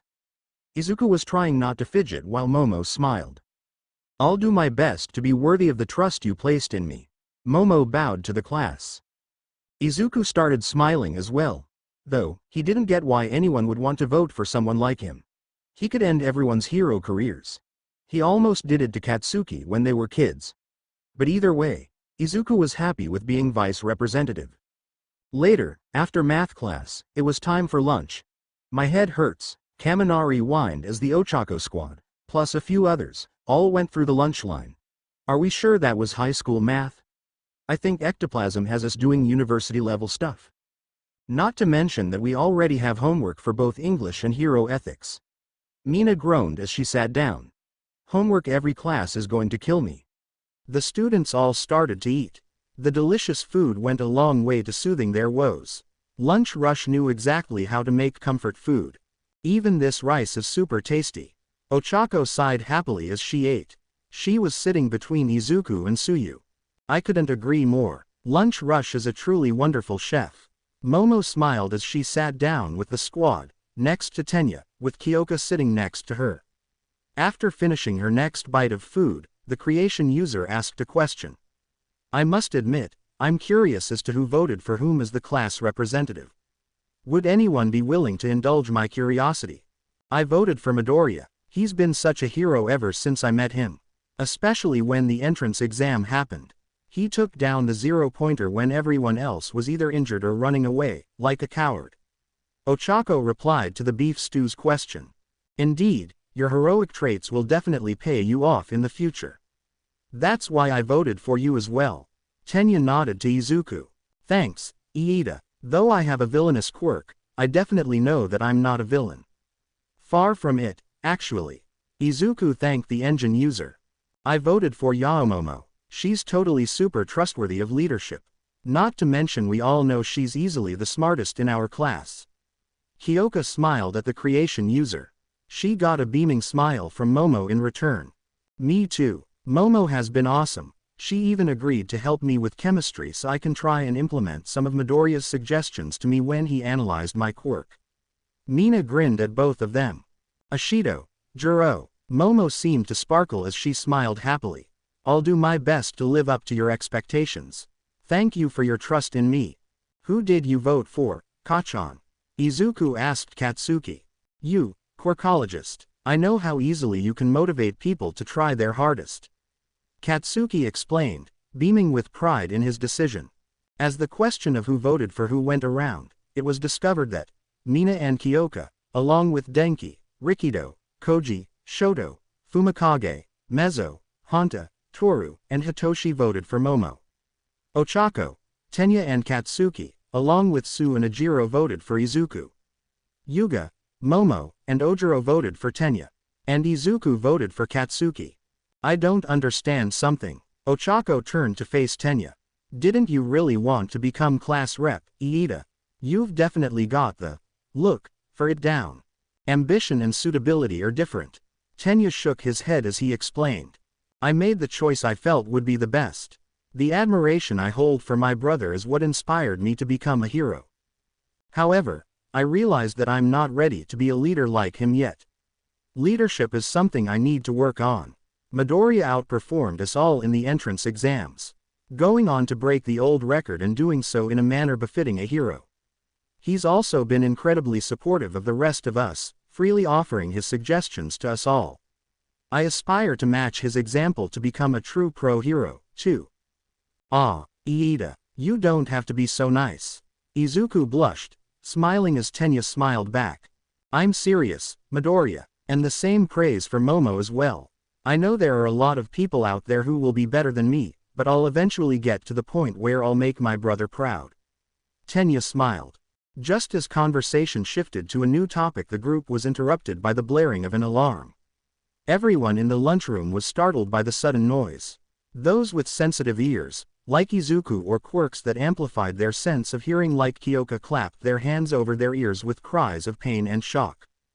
A loud, mechanical voice started blasting over the loudspeaker a second later. Attention. Security level 3 has been broken. All students must evacuate in an orderly fashion. The message proceeded to loop after that as the cafeteria quickly descended into panic. What's security level 3? Tenya yelled to a third-year student as they stood up. It means someone has infiltrated the building. This has never happened in the 3 years I've been here. Hurry up and get out. The older teen yelled back as he ran. OWW. Back off. Mina yelled as an elbow jabbed into her side. The tide of rushing students had swept up their group. In the chaos, Izuku had instinctively grabbed onto the closest of his classmates. In this case, he'd grabbed Kyoka's hands and pulled her near the wall to avoid the crowd a bit. Stay together, guys. Ochako tried to yell over the noise. Hey, Momo yelled as she was shoved to the side and into Toru. People are going to get hurt if this keeps up. Toru yelled as she pushed against the crowd with Mina at her side. It's so loud, Izuku exclaimed, covering his ears with tears forming in his eyes. Tenya had been shoved against the glass, but this let him see outside. The human car gasped when he saw the reporters from this morning on the campus grounds. Somehow they got onto school grounds. He saw several Iida had been shoved against the glass, but this let him see outside. The glasses-wearing teen gaped when he saw the reporters from this morning on the campus grounds. He saw several teachers running towards the reporters. Then he realized a second later. If the teachers are dealing with the press, then there's no one to turn off the alarm. Everyone will keep panicking unless they're told. Tenya realized. But even as he thought this, he had no idea how to convey it to the panicking crowd of students rushing through the halls. Tenya then saw Izuku on the ground, about to cry with his hands over his ears. Midoriya. Tenya yelled out to the green bean. Aiya. Izuku cried out, accidentally referring to Tenya as a combination of his first and last name. Tenya knelt down to the broccoli boy, hoping to get a response from him. "Are you okay?" Tenya asked the one with all user. Loud, was all Izuku could get out before letting out a huge sob. The green-haired boy was obviously feeling overwhelmed by all the chaos around him. "We're gonna be okay. We're gonna be just fine," Tenya reassured the broccoli boy, rubbing circles into his back. Tenya was shocked to discover Izuku was shaking. Tears rolled down his freckled cheeks like little streams, dripping down onto the ground from his nose. It broke Tenya's heart to see him in such distress. "Midoriya, everything is okay. It's just that the press from this morning has intruded onto the school grounds," Tenya told the broccoli boy. Izuku looked out the window and saw the teachers dealing with the issue. But if the teachers are out there, then who's going to shut off the alarm? Izuku realized. "We need to find a way to let everyone know it's okay," Tenya said. Then Izuku remembered something. "Your quirk." "What? Whose quirk?" "Yours." A long pause. "Can I?" Izuku hesitated once more, before shaking his hand out and finishing his sentence. "Can I copy your quirk?" "Your quirk? What? Whose quirk?" "Yours." A long pause. "Can I?" Izuku hesitated once more, before shaking his hand out and finishing his sentence. "Can I copy your quirk?" Tenya's eyes widened. Didn't Izuku say that he could steal other quirks? "Midoriya, what's your plan?" Tenya asked the overstimulated green bean. "My quirk allows me to steal the power of emitter and transformation quirks, and I just straight up copy mutant quirks," Izuku explained. "I see. So you want to copy my quirk?" Tenya asked. "If it's okay with you." Izuku nodded. "If it'll help diffuse the situation, then yes. I'm more than willing to let you copy my quirk." Tenya smiled. Izuku touched Tenya on his hand, and soon enough, Izuku then sprouted engines on his legs, similar to Tenya's. "How good are you at throwing people?" Izuku asked Tenya. "I've never tried throwing anyone," Tenya pointed out. "Can you throw me towards the front of the hallway?" Izuku inquired. "All right, I'll try," Tenya smiled, picking up Izuku and throwing him. Tenya's throw wasn't exactly powerful, per se, so Izuku didn't go very far until he ran on other people's heads, with his new quirk activated. Sorry, excuse me, sorry. Izuku frantically apologized to everyone whose head was stepped on. As soon as Izuku made it to the exit, he turned off engine, activated tentacles, climbed onto one of the walls, and used rhyming reason on himself. "Amplify my voice, so I can let the panicking crowd that they can all rejoice," Izuku whispered to himself. Izuku knew that the effects would only last for 11 minutes, since there were 11 words between his rhyme, so he needed to quickly get his point across. "Everyone, please calm down. The press has trespassed onto the school grounds and the teachers are dealing with the issue. Please calm down and walk to your designated evacuation point so that the staff knows your location. Once this is done, we can all return to our normal school day," Izuku informed everyone, his voice amplified. As soon as Izuku's voice amplification wore off, Izuku deactivated tentacles, reactivated engine, and ran back to Tenya, as everyone exited the building in a calmer manner. "That was really cool," Mina complimented as she and Suyu followed behind the others, walking alongside them. "You saved us from a bunch of trouble." "Thanks, I guess," Izuku shrugged, still a bit shaken up from what just happened. Class 1A made it to their designated evacuation spot without trouble. Almost everyone in the class was praising Izuku for his quick thinking and for taking charge of the emergency situation. "Quirkologist, are you okay?" Katsuki ran up to Izuku with a concerned look on his face. I'm fine, Kachan. Izuku stuttered, holding on tight to his childhood friend. "If you need to cry, feel free to do so, I won't judge you, and if anyone has the nerve to judge based on how you convey emotions, I'll blow up those freaks so much, they won't be able to feel their own heads," Katsuki told Izuku, as the green bean casserole dove his head into the jalapeno's chest, starting to silently sob in the comfort of closeness.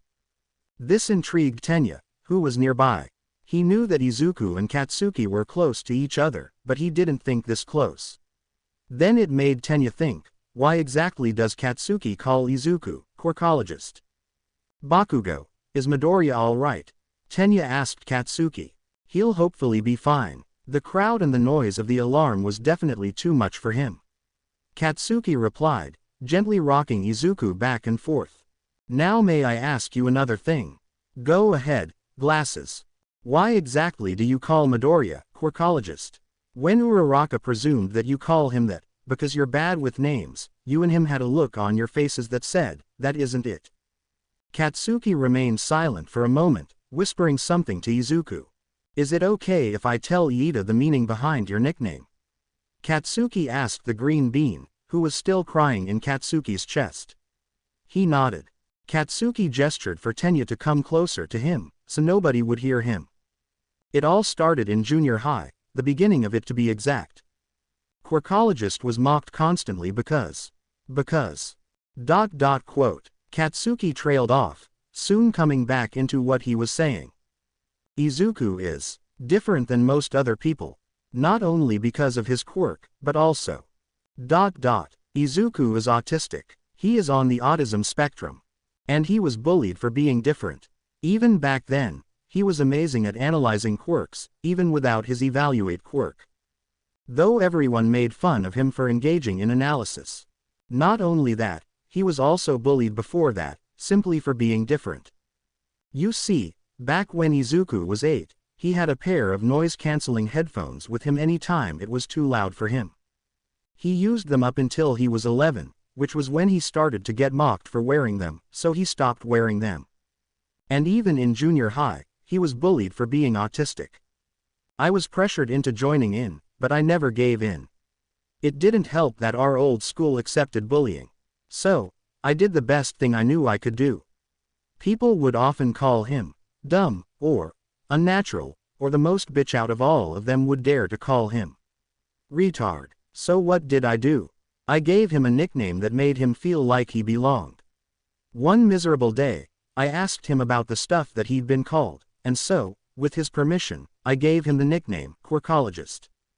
Tenya smiled a teary smile, feeling sorry for what the green bean had to go through during junior high. Then, he had gained the courage that most people didn't know about him. I see. Well, if Izuku's listening in, I'm autistic, too, Tenya told both Katsuki and Izuku. Katsuki perked up, starting to smile. That's good to hear. Now I know that I can trust you. And I think Izuku is happy to know that as well. Katsuki told Tenya, making him smile. A few seconds pass, then Izuku lifts his face, now covered in tears, off of Katsuki's chest, which was now also covered in the broccoli boy's tears. Thank you, Izuku smiled, shakily, his voice also pretty shaky. You're welcome, my friend. Tenya smiled. Then, Izuku walked forward, and hugged Tenya, tightly. Ah, Midoriya, you don't have to hug me, Tenya exclaimed, awkwardly trying to push away the green bean's grip. However, Izuku refused to release his death hold on him. Instead he hugged Tenya tighter, causing Tenya to flinch a little, but smile. Soon, Aizawa came round, as Izuku let go of Tenya. You're all here, good work. Aizawa spoke up a minute later when he rounded the corner. Midoriya, Principal Nezu wants to see you after school today. Why yes, Aizawa-sensei. Izuku nodded, his voice still kind of shaky. CC, can I ask why? Lunch Rush saw what you did during the emergency and how you managed to let everyone know what was going on with the reporters. He told Nezu and the principal wants to personally thank you. Aizawa informed his class's vice representative. Yes, SSS-sensei. Izuku couldn't stop the small happy smile that formed on his face. But ICC can't take all of the crossing CRCR credit. Iida managed to SSSS spot the PP press intruding, and told me THTH that, and he let me copy his quirk, which made it easier for me TTT to crowd SSS surf to let everyone know about HHH how the press W was intruding. Now that the police are dealing with the intruders, we can resume our normal school activities. Aizawa informed the class as he led them back to their classroom. Though, what nobody knew was that the barrier, that was supposed to keep intruders out of UA had somehow been disintegrated. It was turned to dust somehow, and with none of the reporters having a quirk capable of that, the situation as it seemed was quite mysterious. Nezu had already gotten Power Loader to look at the barrier to see what had happened, but both of them were just overseeing the issue. Clearly there was trouble about to arise. A threat that nobody was expecting. Izuku stood nervously outside Principal Nezu's office. It was after school and the broccoli boy had reported as requested. He knew, according to Aizawa, that the principal wanted to thank him for his actions in the hallway during the break-in. Still, this was the principal of UA High for crying out loud. Izuku knew Nezu was a pro-hero too, one of the top investigation heroes in the world. It only made sense that he was quite nervous to meet the principal because of that. "Feel free to come in, Midoriya." Nezu chuckled and Izuku started as he realized the door to the office had been opened while he was thinking. Nezu chuckled as he motioned for Izuku to follow him into the office. Izuku was offered a seat and the multi-quirk teen sat down. Nezu went around his desk and hopped up into his chair. Once the two were settled, Nezu smiled at the teen. "First, I'd like to thank you for your actions today, Midoriya. They were prompt, efficient, and, most of all, successful. You handled that situation like a true pro-hero." "You're welcome, Mr. Nezu." Izuku bowed. "But I can't take all of the credit. Tenya Iida managed to spot the press intruding, and told me that the press was intruding, and he let me copy his quirk, which made it easier for me to crowd surf to let everyone know about how the press was intruding." "I see. Well, I'll thank him personally, tomorrow." Nezu smiled. "Now I was thinking, would you be willing to help me and Power Loader with an investigation?" "What kind?" Izuku inquired. "When I got Power Loader to check what happened to the barrier. And he told me that it was disintegrated. And so, I wanted to see if you wanted to help us out and see what could have caused it." Nezu offered. Sure," Izuku replied. "All right, head outside and check back with me tomorrow to tell me your findings." Nezu instructed. "Okay, thank you very much." Izuku bowed again, getting up from his seat. "Bye, Mr. Nezu. See you tomorrow, Izuku." Nezu replied. Izuku left the office, making his way towards the now destroyed barrier of UA. As Izuku was investigating, Katsuki ran up to him. "Quirkologist, how'd the meeting with Nezu go?" Katsuki asked Izuku. "It went fine, and he wants me to look at the remains of the UA barrier. Apparently that's how the press managed to intrude on the campus. Somehow it was destroyed," Izuku explained. "Oh really? What did it look like?" Katsuki questioned eagerly, looking over Izuku's shoulder at the remains of the UA barrier. "Well," Izuku hummed, trailing off slightly. "He said it was destroyed. But he said I should try looking at the remains to see what exactly could have done it. So, basically, he wanted you to look at something he doesn't know about." Katsuki questioned, taking notes. "Yeah, it seems that way." Izuku agreed. Sounds exciting." Katsuki grinned. "Yeah, but," Izuku sighed, a frown forming on his face. "I know why he wants me to check out what happened, but it sounds kinda dangerous to do. Definitely a villain out there who wants to attack UA." Meanwhile, in a bar-like setting, two villains were talking. One looked like he was made up of purple fog, and the other had light blue hair, and looked like he needed some chapstick. "Did you find out more about the boy's whereabouts?" the fog guy inquired. "Of course I have, and I figured out the best way to finally get him to join the league. And that is, we attack the unforeseen simulation joint. It's connected to the place where All Might teaches, UA. Wednesday will be the day that we attack, since it's when those UA students, including Midoriya, will go there, and All Might will be accompanying them. So it'll be killing two birds with one stone." "Exactly. When do you want me to get the Nomu ready?" "Immediately. We only have a day until our missions. Kidnap Izuku Midoriya and kill All Might." "I'll get onto it right away, Shigaraki. I knew I could trust you, Kurogiri." The next day, Izuku woke up earlier than usual, mostly to start working on Momo's new costume. Since the previous day, Momo had given Izuku a picture of her current hero costume, so he wanted to get onto it when he could. A bit more protection for the legs and knees, Izuku mumbled to himself as he sketched. Momo's need for skin exposure for her quirk was doable, but she was clearly very uncomfortable with her chest being U-alized. So Izuku had made a modified top for the redesign. It would provide support like a sports while covering Momo's beeps and neck. A zipper would hold the top closed, but also make it possible to create more skin exposure if absolutely necessary. This would also leave the majority of her back exposed, the largest amount of surface area on the human body, so she could easily create larger items. The shorts he'd sketched would cover more than her current leotard did as well. They went down to just above mid-thigh and had a utility belt stitched onto them, allowing Momo to carry supplies into the field. This left her stomach fully exposed from just under the top down to her hips, another large skin surface area she could use for bigger creations. This left more of her arms revealed for making small items on the fly. He also incorporated some elbow pads to protect the joint and enable Momo to throw elbow strikes with more force if necessary. Finally, he was finishing up his sketch with her boots. The ones she currently had were heeled, which wasn't as practical for Momo's mobility. So he'd made the design with standard soles and had them go up to just under her knee. The sketch added shin guards to protect her legs, and allow the option of more damaging kicks. A set of knee pads to protect her joints, and he felt the design was complete. Momo was covered and protected better, but still had her back, stomach, and most of her arms and legs completely exposed for her quirk. After he finished his design, Izuku went out for his morning run. Though, this time, it would be different. Izuku wore longer pants, so he could hide the fact that he was using Engine, aka his new quirk he had gotten from his second best friend.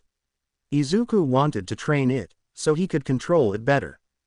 Plus, it would be useful for running or fighting, especially if he ever needed to flee from something, like, say, a building that was about to fall down.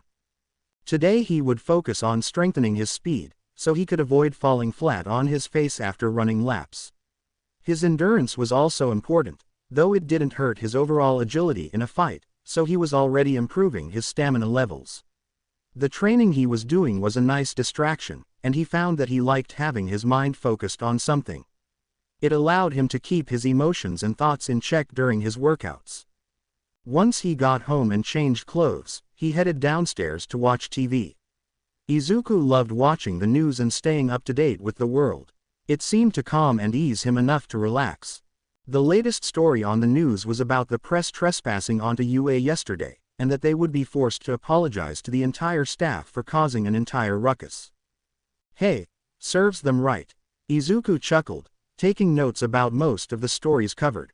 As for the disintegration of the UA barrier, the cause of it is currently unknown, but what is known at the moment, all is known is that someone with a decaying quirk is behind this. But who? It's unknown about the true details of this, but we are confident it is a villain. The anchorman reported. After Izuku had gotten ready for school, he and Katsuki had walked there, having a pleasant discussion, which was mostly just Izuku info dumping about what he saw on the news. Katsuki listened quietly with great interest and nodded occasionally, letting Izuku continue speaking. By the time Izuku entered the classroom, Katsuki was already seated and waiting for their teacher to arrive. Izuku sat down and started writing in his notebook. After a few more minutes pass, Momo walks into the classroom. Izuku sees her and runs up to her. "Good morning, Yaoyorozu. I finished the design sketch, if you want to look at it." Izuku smiled. The moment she registered his words, her eyes lit up and she appeared to have sparkles around her as she almost bounced in excitement. "Thank you, Midoriya." Momo smiled brightly at him. When Momo opened the notebook to the marked page, she was stunned. There she was on the page, very well drawn, in a hero costume that looked every bit as good as what a professional support company could design. "Midoriya, I had no idea you were so talented at sketching and design." Momo was very surprised with the amount of effort the broccoli boy had put in the design. Izuku rubbed the back of his head and fought against the smile that tried its hardest to form. He wasn't exactly used to getting compliments from people, especially smart people like Momo. "I've just had a lot of practice sketching over the years." Izuku waved off, trying less and less to hide the smile that was forming on his face. Momo smiled back, and then said, "Well, it looks wonderful. I can't wait to give it to the support company so they can upgrade my costume." She gave a thumbs up. Izuku smiled at this. Maybe for once, he could belong somewhere and not get bullied for simply being different from everyone else. Not everyone has a quirk that would belong to a villain, after all. Oh, and then there was his autism as well. The day of Wednesday was a wonderful, despite the word Wednesday being hard to spell most of the time. It was the time of day where heroics class finally came after a hard day of learning stuff. The class would be learning stuff in heroics, but at least it's actually helped them later in life, you know, since Class 1A is in the hero course, and they're training to be heroes, so knowing how to be heroes would actually be important for them. Today you'll be doing rescue training to prepare you for floods, fires, and other disasters. Aizawa spoke up. The class instantly froze in place. No one had even seen him come in. They all quickly settled and sat with perfect posture. Now, it's up to you to choose whether to wear your costume or not. Some of them may not be suitable for certain scenarios. The location we'll be training at is a bit remote, so we'll be going by bus.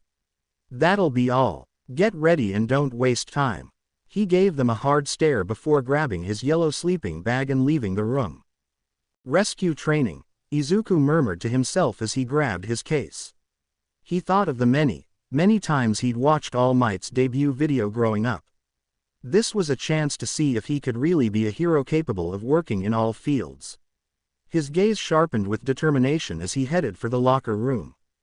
Izuku took a quick shower before getting dressed into his costume. He put his respirator on and checked for anything out of place, nothing, before opening the door and walking outside, where the Akaka squad was waiting for him, as usual. "You look super excited," Ochako giggled as Izuku flipped through the pages of his notebook. "Oh, yeah, I'm pretty excited, thanks." Izuku smiled, starting to bounce a little bit. Soon, the bus arrived. The bus turned out to be an open seating type, so everyone quickly found their own seats as Momo guided everyone onto the bus, taking her role of class representative with pride. Izuku ended up between Katsuki and Ochako. Behind the three were Tenya, Sue, and Ashido. And in front of them were Rikido, Denki, and Hitoshi. "Sue, Midoriya, if it's okay for me too, can I ask you some questions about your quirk?" Ochako piped up, starting a conversation. "Sure, Uraraka," Izuku beamed. "Ask away." "Okay, well, what exactly is your limit to your quirk?" Ochako asked. "Well, my most powerful quirks are my emitter quirks, because they steal the most power. Since the overall power that I steal is my age times the original user's age. Then there are transformation quirks. Since they're in between emitters and mutants, they're also the in-between of power, if that makes sense. When I take a transformation quirk, the overall power is my age times half of the original user's age. Though for mutant types, I just copy them," Izuku explained. "And I can also give my stockpiled quirks to others. If I'm giving the original user's quirk back to them, then the quirk's power is the original, but if I'm giving a person a quirk that's different to their own, then the power level is also transferred." "So, how many quirks do you have at the moment?" Ochako asked. "Well, I have 12 emitter quirks, 8 transformation quirks, and 5 mutant quirks, which means I have 25 quirks in total," Izuku replied, smiling. "Is there a limit to how many quirks you can have stockpiled?" Ochako continued to ask her questions. "From what Evaluate tells me, my limit of stockpiled quirks is 1000, which is definitely a lot." Izuku giggled. "And my other weaknesses are that I forcefully activate a quirk whenever I steal one or in a mutant type case, copy one. Speaking of mutant types, they're the hardest for me to control, since they require a ton of concentration to activate, since my body isn't fit for some mutant quirks, so my body has to try and adapt immediately.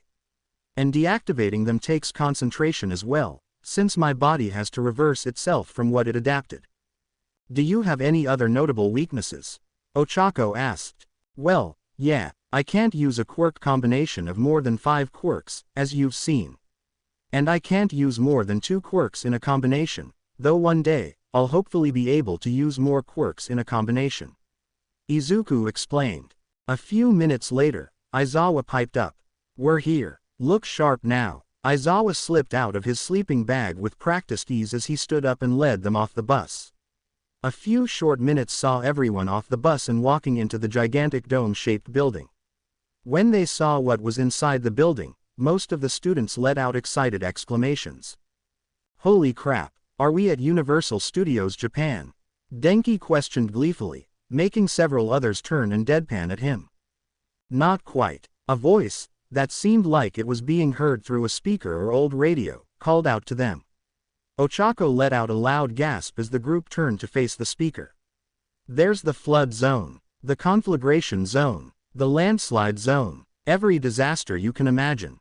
The woman speaking wore a very puffy astronaut-styled suit and yellow shoes. Her arms were held wide as if to welcome them all. "Oh," Izuku exclaimed, his eyes bright as he recognized the hero. "It's Space Hero 13. She's one of the top-rated rescue heroes in Japan. I freaking love 13. Ochako was bouncing up and down in excitement, her brown eyes sparkling as she looked at the pro. Izuku was fairly certain he now knew who Ochako's favorite hero was. "All right, settle down, everyone," 13 commanded. "This training ground that I created is the perfect site to put your heroism to the test. I call it the Unforeseen Simulation Joint. 13, where's All Might? I thought he was supposed to be meeting us here." Aizawa questioned his colleague. "Well," 13 sighed, before subtly holding up 3 fingers. "I'm afraid he got caught up in quite a few incidents on his way to the school this morning. He's exhausted himself. He's resting in the break room right now, though he did call to tell me he would try to make it to the latter half of the class. That man is the height of irrationality. At this point he should just move onto the campus already and be done with it." Aizawa sighed while pinching the bridge of his nose. "Well, no point in wasting time, we'll start without him." "Of course. But before that, I have 1 or 2 points," 13 said, before pausing. "Or 3, maybe 4, her voice started sounding a bit sheepish as she continued. "Perhaps 5, or 6. The entire class deadpanned and sweat dropped.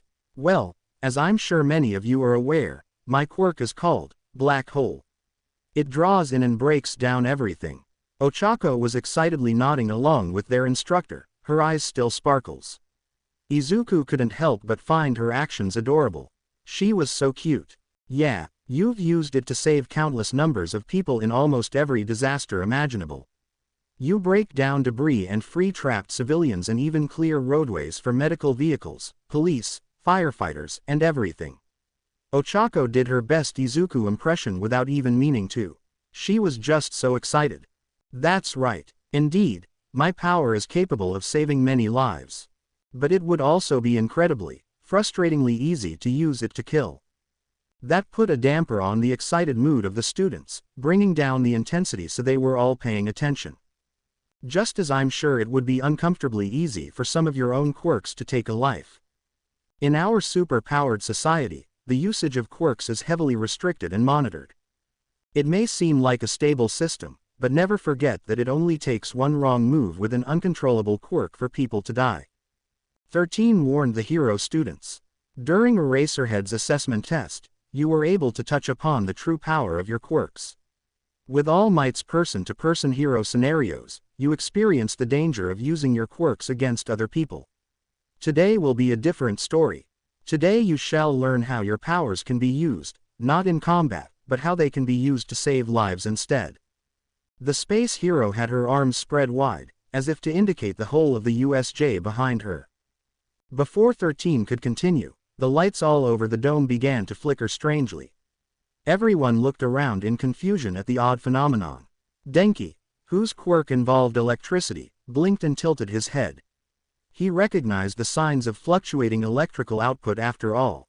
"What's going on?" Aizawa questioned as he took charge. His students were his first priority in the event anything unplanned happened. "Something's gone wrong with the power." 13 sounded confused as she looked up at the flickering lights. It was his experience that drew Aizawa's attention to the small distortion forming down in the plaza. The underground hero glared at the anomaly as he reached into his scarves to pull up his goggles. Ever so suddenly, a person made of purple fog with 2 glowing eyes appeared out of nowhere, and several villains stepped out. One of them was the guy who needed chapstick in the previous chapter, but this time, he has severed hands all around himself. How disturbing.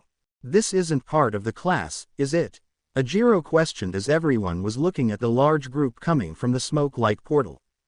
No, Aizawa stated flatly, his tone dead serious. Those are villains. 13. Aren't there intruder sensors here?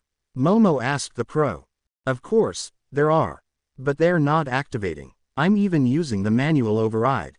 13 revealed the small device in her hand. It was a control for the USJ's systems.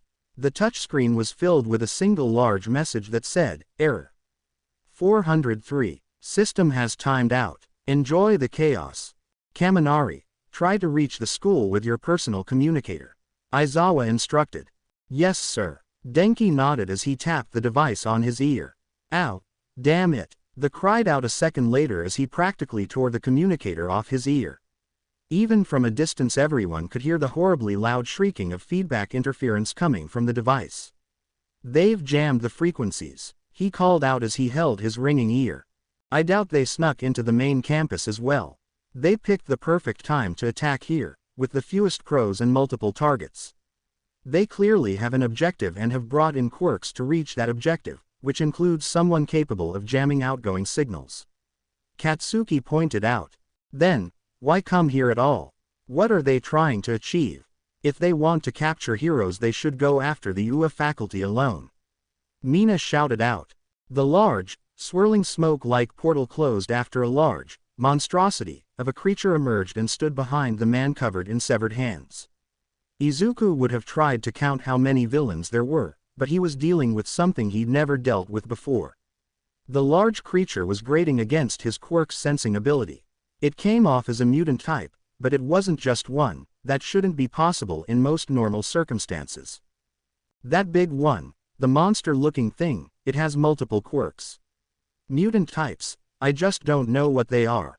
Izuku exclaimed. Aizawa's eyebrows rose at the information given to him by problem child number 2. What do you mean? Aizawa questioned as the class was quickly gathering between the two pros.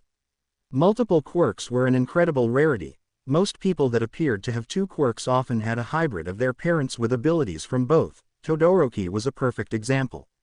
To actually have two completely separate Quirks was something like 1 in 100 million odds. I don't understand it. I've never sensed things like this before. Izuku shook his head and wiped the sweat from his brow. The suit-wearing guy, the one that created the fog gate, or whatever, he has two Quirks. One mutant, the other emitter. But it's not right. Not right, how? Aizawa needed clarification. Midoriya was obviously dealing with something he'd never encountered and it was making the team lose focus. His emitter Quirk, it's one Quirk, but not really. I don't know how to explain it. 3 Quirks least, how? I don't understand. It's like someone forced 3 different Quirks together and made them one Quirk. Izuku was holding his head at this point. This didn't make sense. Something wasn't right, but there was no way of telling exactly what it was.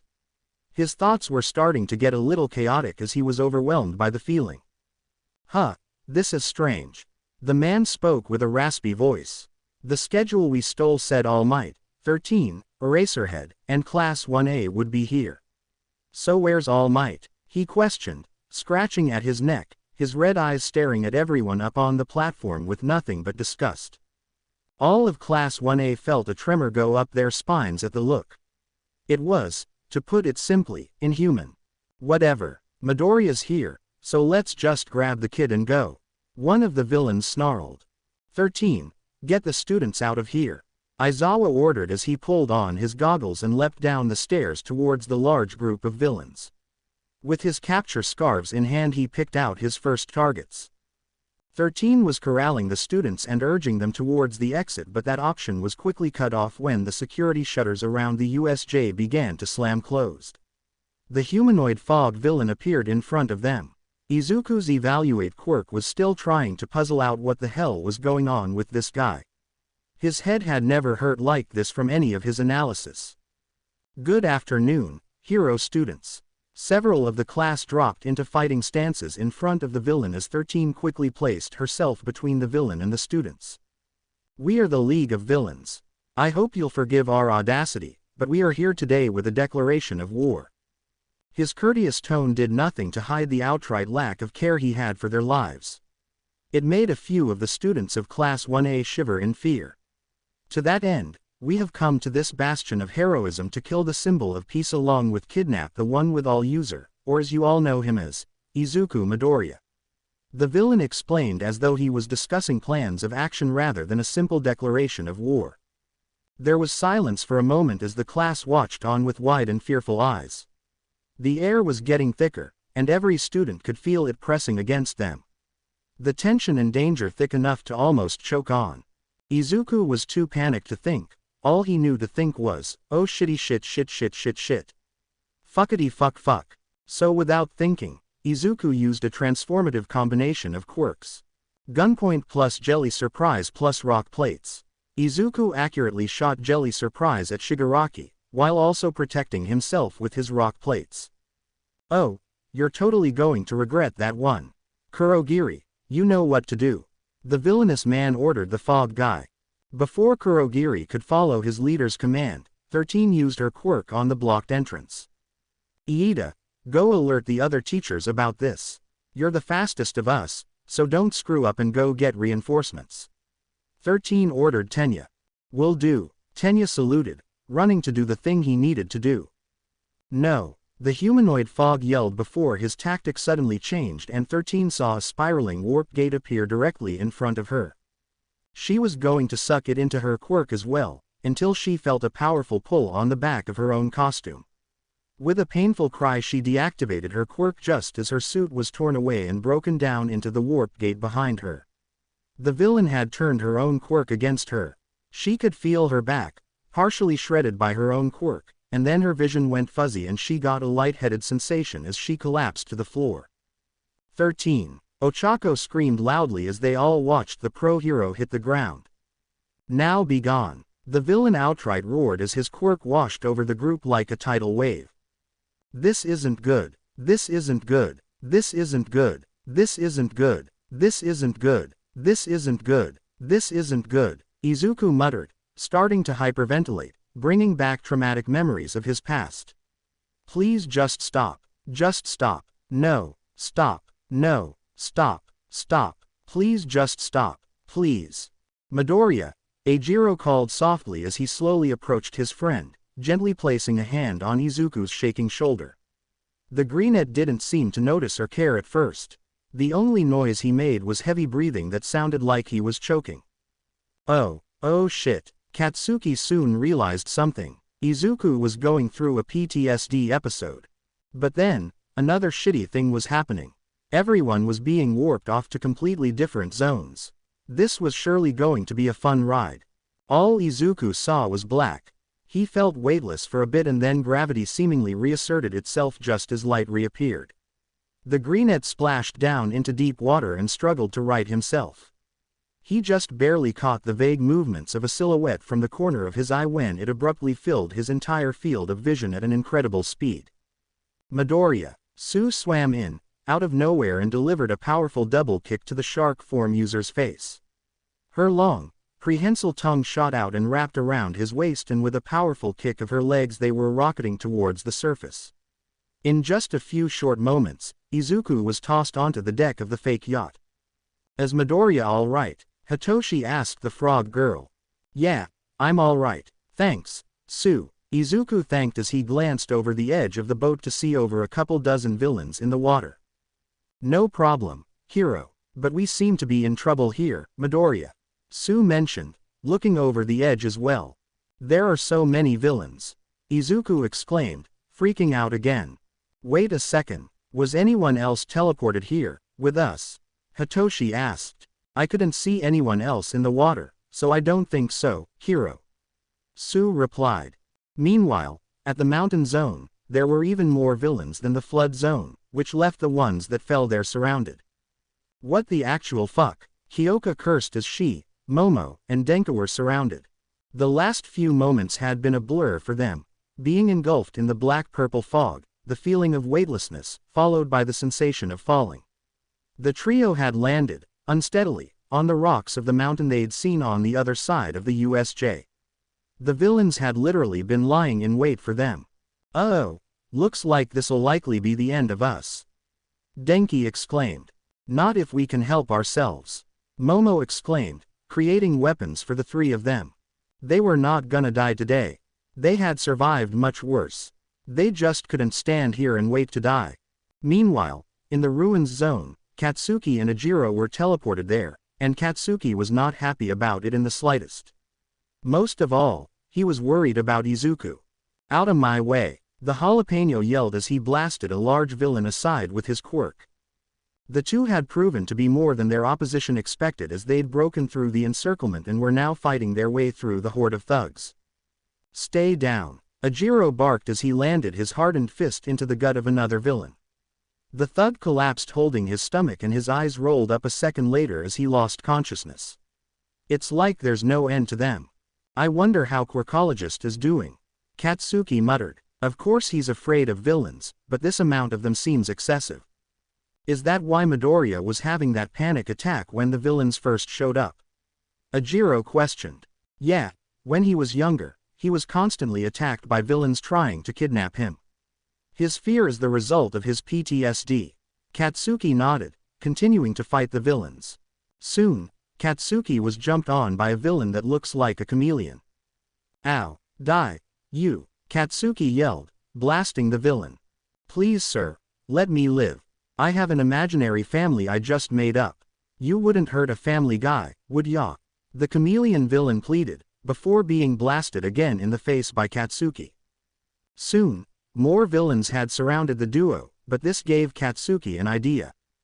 "Listen up, you damn villains. If it's Izuku you want, then I'll lead you to him." Katsuki smirked. This made them all interested. "Just wait here, hardhead, and I will go get him." Katsuki nodded as he and Ejiro walked off, hoping to find Izuku. "Whoa, crazy perceptive, are you really going to give up Midoriya, just like that?" Ejiro asked the jalapeno, concerned. "No, we're just going to give Quirkologist some more quirks.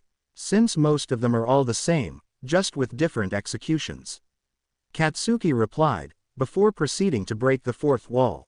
"I'm pretty sure Knight just got ideas for Izuku's stockpiled quirks from the Superpower Wiki and called it a day." "Are you sure we're supposed to be breaking the fourth wall?" Ejiro soon asked. "Meh, whatever. People will probably skip over this section and find the next part with Quirkologist in it." Katsuki apathetically shrugged. True. Ejiro also shrugged. Meanwhile, back at the flood zone, Izuku, Su, and Hitoshi were assessing the situation. These guys are all suited for aquatic combat. That means they knew about the USJ's layout, but they warped Suyu here, who's perfect in this zone, so it's likely that they don't know about our quirks, except for mine. Izuku was mentally putting the pieces together to try and figure a way out of their current situation. These guys also haven't tried to climb onboard the boat. That means they're best suited to aquatic combat, or their quirks might literally require them to be in direct contact with water to work. We can take advantage of that. What's the plan, Kiro? Su asked. They don't know our quirks, and I assume that they don't know about my stockpiled quirks, so we need to work with the element of surprise, here. Izuku explained. Speaking of quirks, Shinso, what's your quirk? Su asked Hitoshi. I can do two things. I can mind control people as long as they respond to me in a conversation. Hitoshi explained. And I have super strength, but it comes at a price. Once I use it, I'm pretty much out of commission. Oh yeah, you have two quirks, right? Izuku asked. Hitoshi immediately looked like a mixture of flustered and angered. What? No, you're the only one with more than one quirk. Hitoshi yelled, slightly scaring Izuku. Shintoshi, I didn't mean to. I thought that. I'm sorry. Izuku apologized. Do you often combine people's names like that? Hitoshi asked, raising an eyebrow. Only when I'm anxious, Izuku answered, somewhat sheepishly. Whatever, let's just keep our focus on escaping this place alive first, Hitoshi exclaimed. In that moment, Izuku was freaking out. Izuku, come with us. The League of Villains will become even greater with you on our side. Come on, Izuku. All for One will be very proud to have you join the league. We're waiting, Izuku. Izuku started to hyperventilate as his trauma started coming back to him. He felt his breathing start speeding up and saw black spots appear in front of his vision. It seemed that everything was going crazy in his head all of a sudden.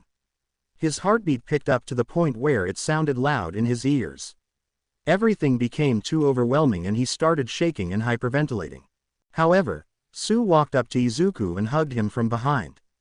Shish, just breathe, hero, Sue instructed, calmly. You're safe, I'm here.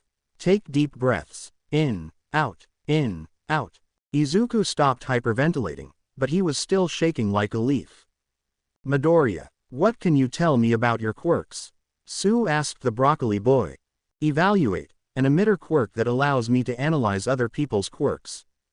Ignite, a transformation quirk that allows me to ignite parts of my body in flames, but my body heat depletes whenever in use.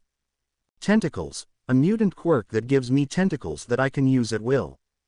Hold up, an emitter quirk that allows me to hold my targets in place and move them in that state.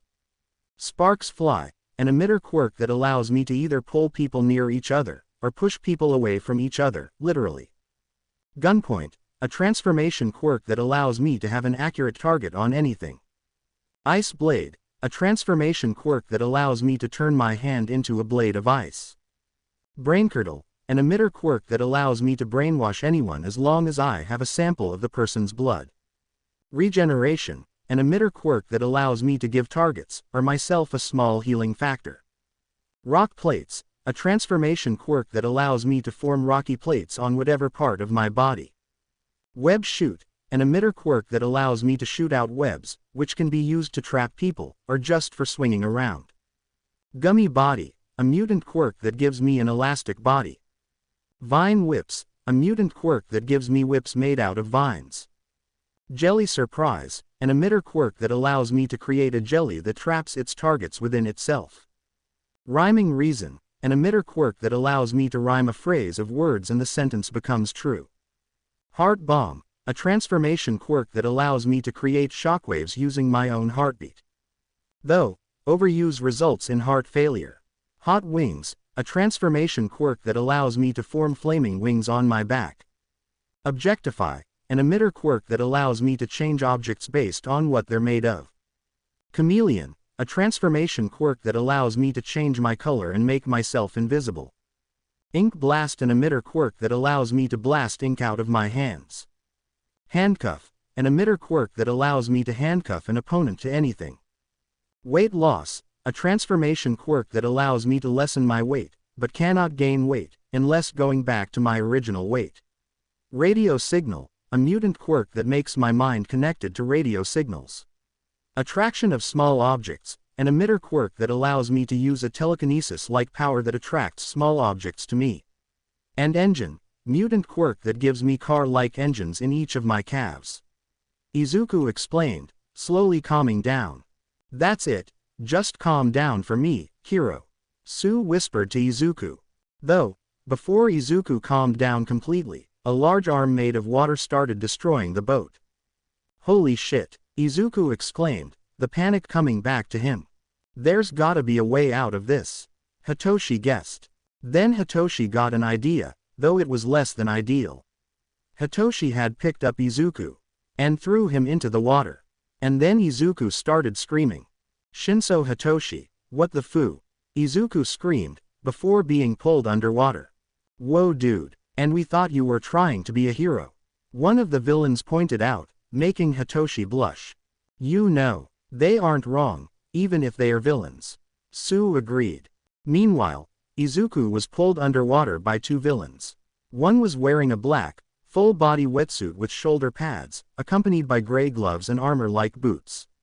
The other one was wearing a black jumpsuit, matching gloves, and a wireless headset. We've finally got you, Izuku. The first villain exclaimed. Now let's get you to Shigaraki, before you drown. The other villain smirked. ASUYU. Izuku yelled. Izuku struggled to escape the villain's grasp. In an attempt to get himself free, he activated Evaluate, so he could learn more about the villain's quirks. That first villain has an emitter quirk called Water Control, which allows him to freely control and manipulate water. The other villain has a mutant quirk called Oxygen, which allows him to generate oxygen for himself in places that contain no oxygen. Izuku thought to himself. In an act of self-defense, Izuku placed both of his hands on the villains' heads, taking and copying their quirks. Before long, Izuku pulled himself out of the water, while involuntarily using water control. When Izuku was in the air, Sue jumped out of the boat, while holding Hitoshi, and grabbed Izuku, using her tongue.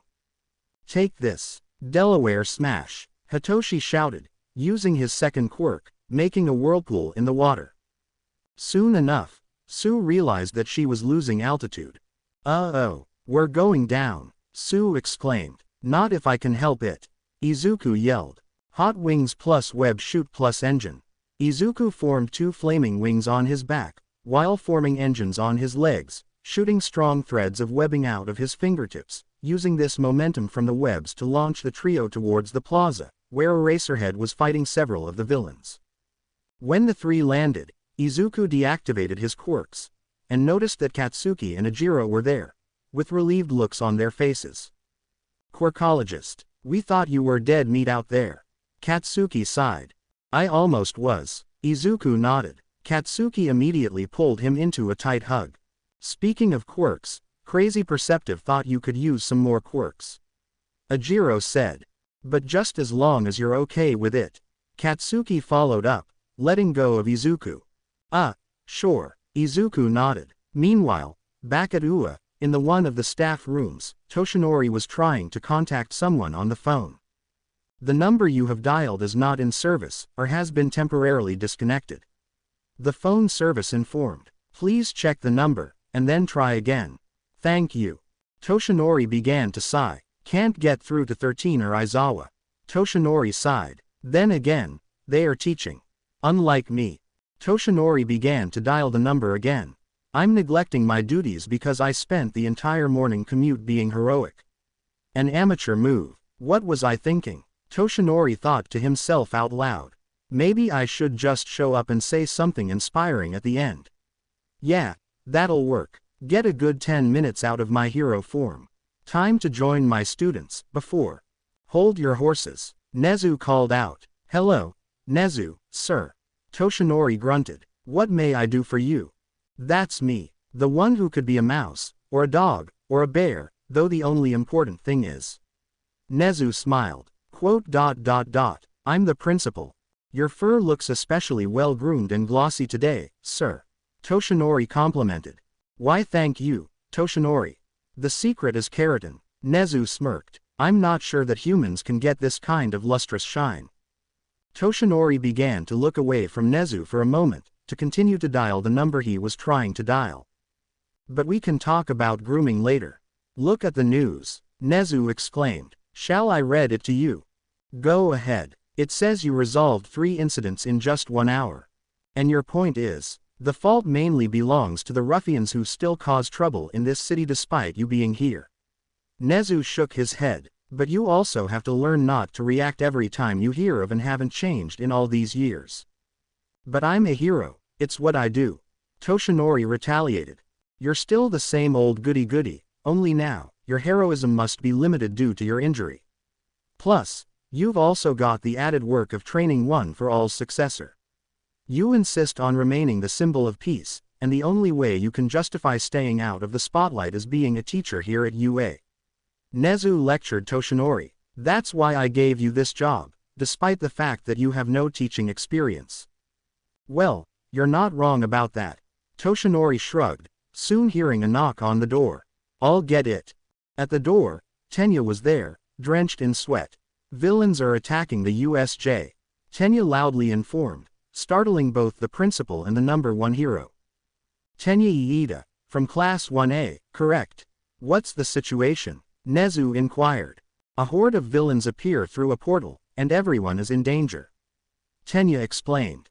"Toshinori, go inform as many staff members as you can. We're going to need as much help as we can get," Nezu ordered, rushing out of the room. "There's no time to lose." "Yes, sir," Toshinori nodded, soon noticing Tenya mumbling to himself. Did I do the right thing? Tenya mumbled to himself. I just left them there. Toshinori walked up to the engine user. Are you all right, young man? Toshinori asked Tenya. Are you hurt anywhere? Do you need to go see recovery girl? Yes. No, I don't. Tenya proceeded to look at the ground. I'm fine, but my friends. I just left them there. I have no idea if they're okay or if any of them got hurt. And then there's 13 and Aizawa. Young man, if it wasn't for you, we wouldn't have known that something was up until it was way too late. Toshinori encouraged the boy. Now we have the odds in our favor. So let's show these villains why they should never have messed with Ua. Tenya began to smile. Thank you, sir. That's just what I needed. Back at the USJ, at the ruins zone, the villain were just standing there, smiling. Katsuki and Izuku walked up to the villains. All right, you can move when I say so. Katsuki commanded. Quirkologist, whenever you're ready. Izuku proceeded to touch each of the villains. Unknowingly to them, he had taken their quirks, a list of the quirks taken. Katsuki and Izuku ran. Momo, Kyoka, and Denki were holding their own pretty well, but the villains were starting to overpower them. Kaminari, use your quirk. Kyoka exclaimed. I can cover my body with electricity. But if I try to shoot it out, it'll go everywhere. I'd take you guys down along with them. Denki shouted. Are you able to channel your electricity into that staff I made for you? Momo asked Denki. Maybe. Denki shrugged. Denki proceeded to do that, the staff being engulfed with electricity. Hey, it works, Denki exclaimed. Yaoyorozu, do you think I could keep this staff when this is over? Sure. Momo nodded. Kaminari, villains coming your way. Kyoka alerted the electrification user. Denki then started to hit the villains, each of them getting electrocuted. Though, when it seemed like the trio were winning, more villains had started to surround them. Uh-oh, this doesn't look good, Momo gulped. As soon as the trio became truly surrounded, the Wonder Duo arrived. Aka, Katsuki and Izuku. Nice to see you turn up, Blasty and Mr. Quirky. Kyoka noticed. It's what a hero does, isn't it? Katsuki smirked. Quirkologist, now. Izuku charged at the villains, but also starting to become anxious, since he knew for a fact that these villains wanted him to join the League of Villains. So he decided to do what he does best. Steal from others as a coping mechanism. Though he wanted to fuck with them a little bit, too. You know, as revenge. Bone plus ignite plus burning hands plus charge thunder plus fireworks. Izuku's bones became indestructible, as he ignited his hands with ignite and burning hands, the combination making Izuku's ignited hands blue. Then Izuku fired charge thunder, as well as several fire bullets. Though just charge thunder was enough to defeat the villains on its own. And Izuku had to concentrate, so he wouldn't accidentally hit his allies. Then Izuku remembered what he was actually there for.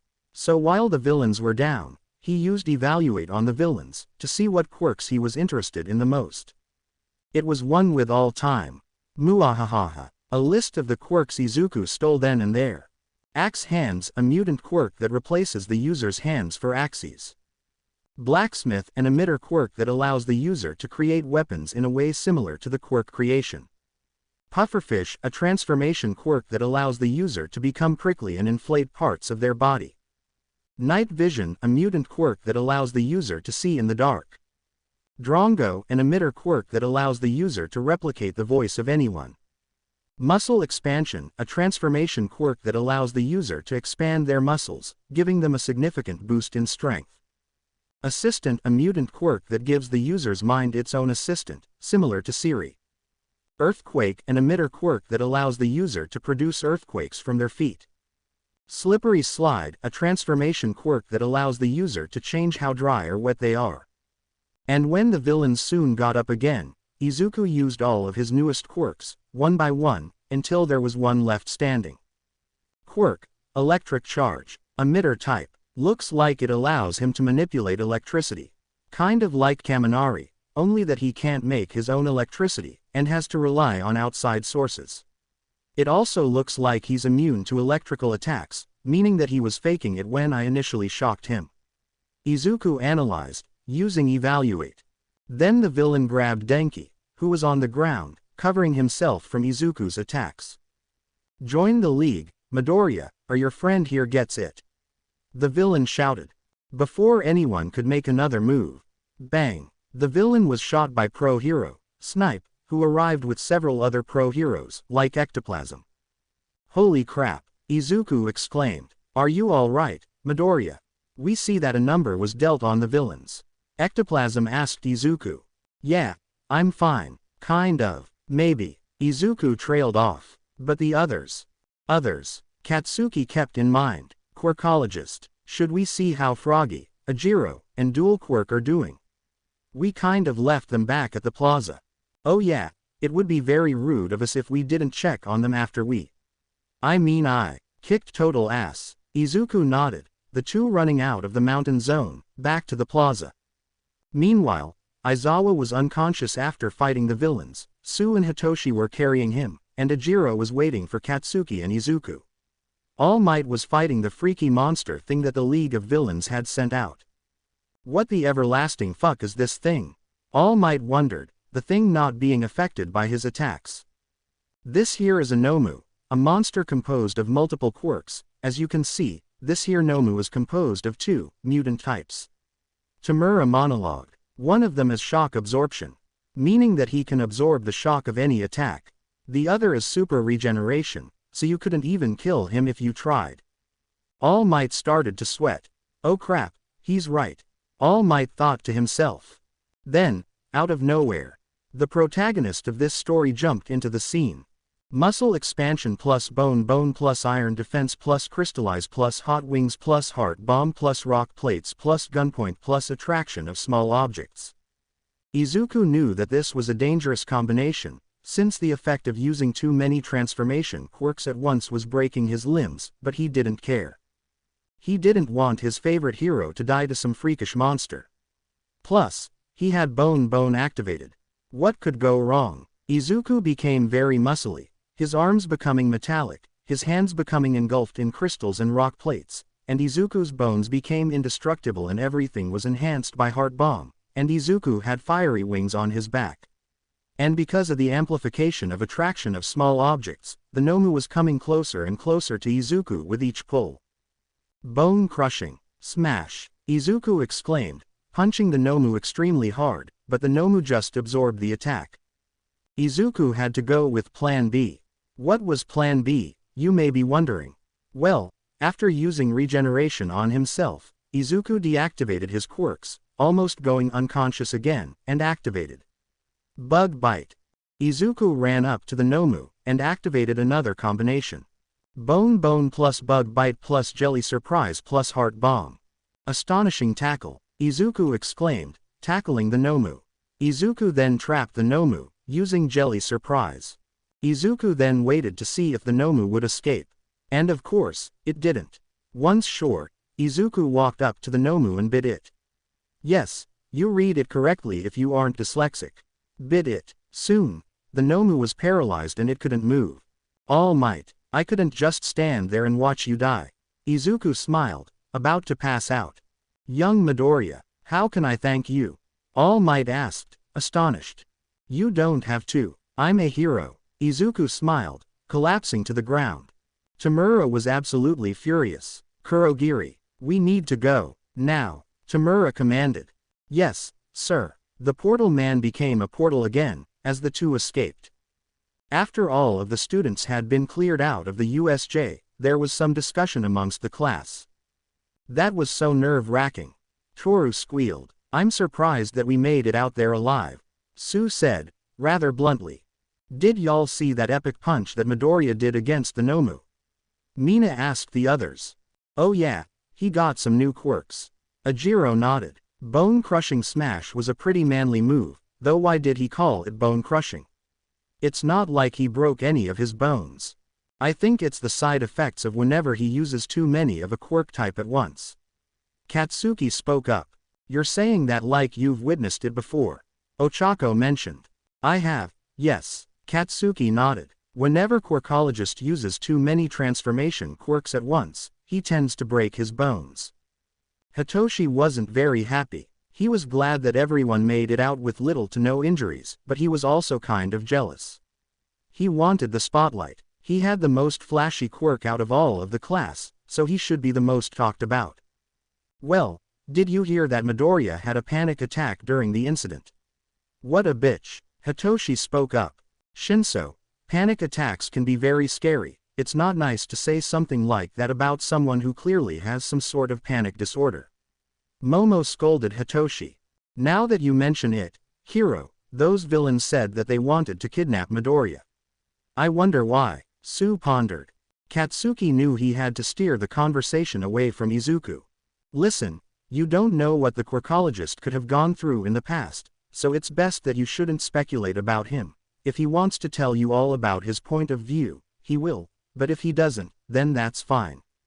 Katsuki told everyone. All you should know is that the reason why Izuku doesn't like to be involved with villains is why he had so many quirks, even at the start of the year. The class all agreed that they were better off not talking about Izuku's experiences and rather spoke about their own experiences during the incident. Meanwhile, back at the League of Villains bar headquarters, Tamura was having a drink with Kurogiri. Neither were pleased about the result of their invasion. It was a total failure. We should have brought in more reinforcements. And maybe a couple more Nomu. Kurogiri complained. Yeah, that could have worked. Relax, Kurogiri. We might not have accomplished either of our goals, but we know that Izuku will be a great asset to us when he joins the league. Tamura laughed, clearly a little bit drunk. I'm pretty sure the next free opportunity to kidnap that quirky dude will be the UA Sports Festival. Shigaraki, I believe you might have drunken a little bit.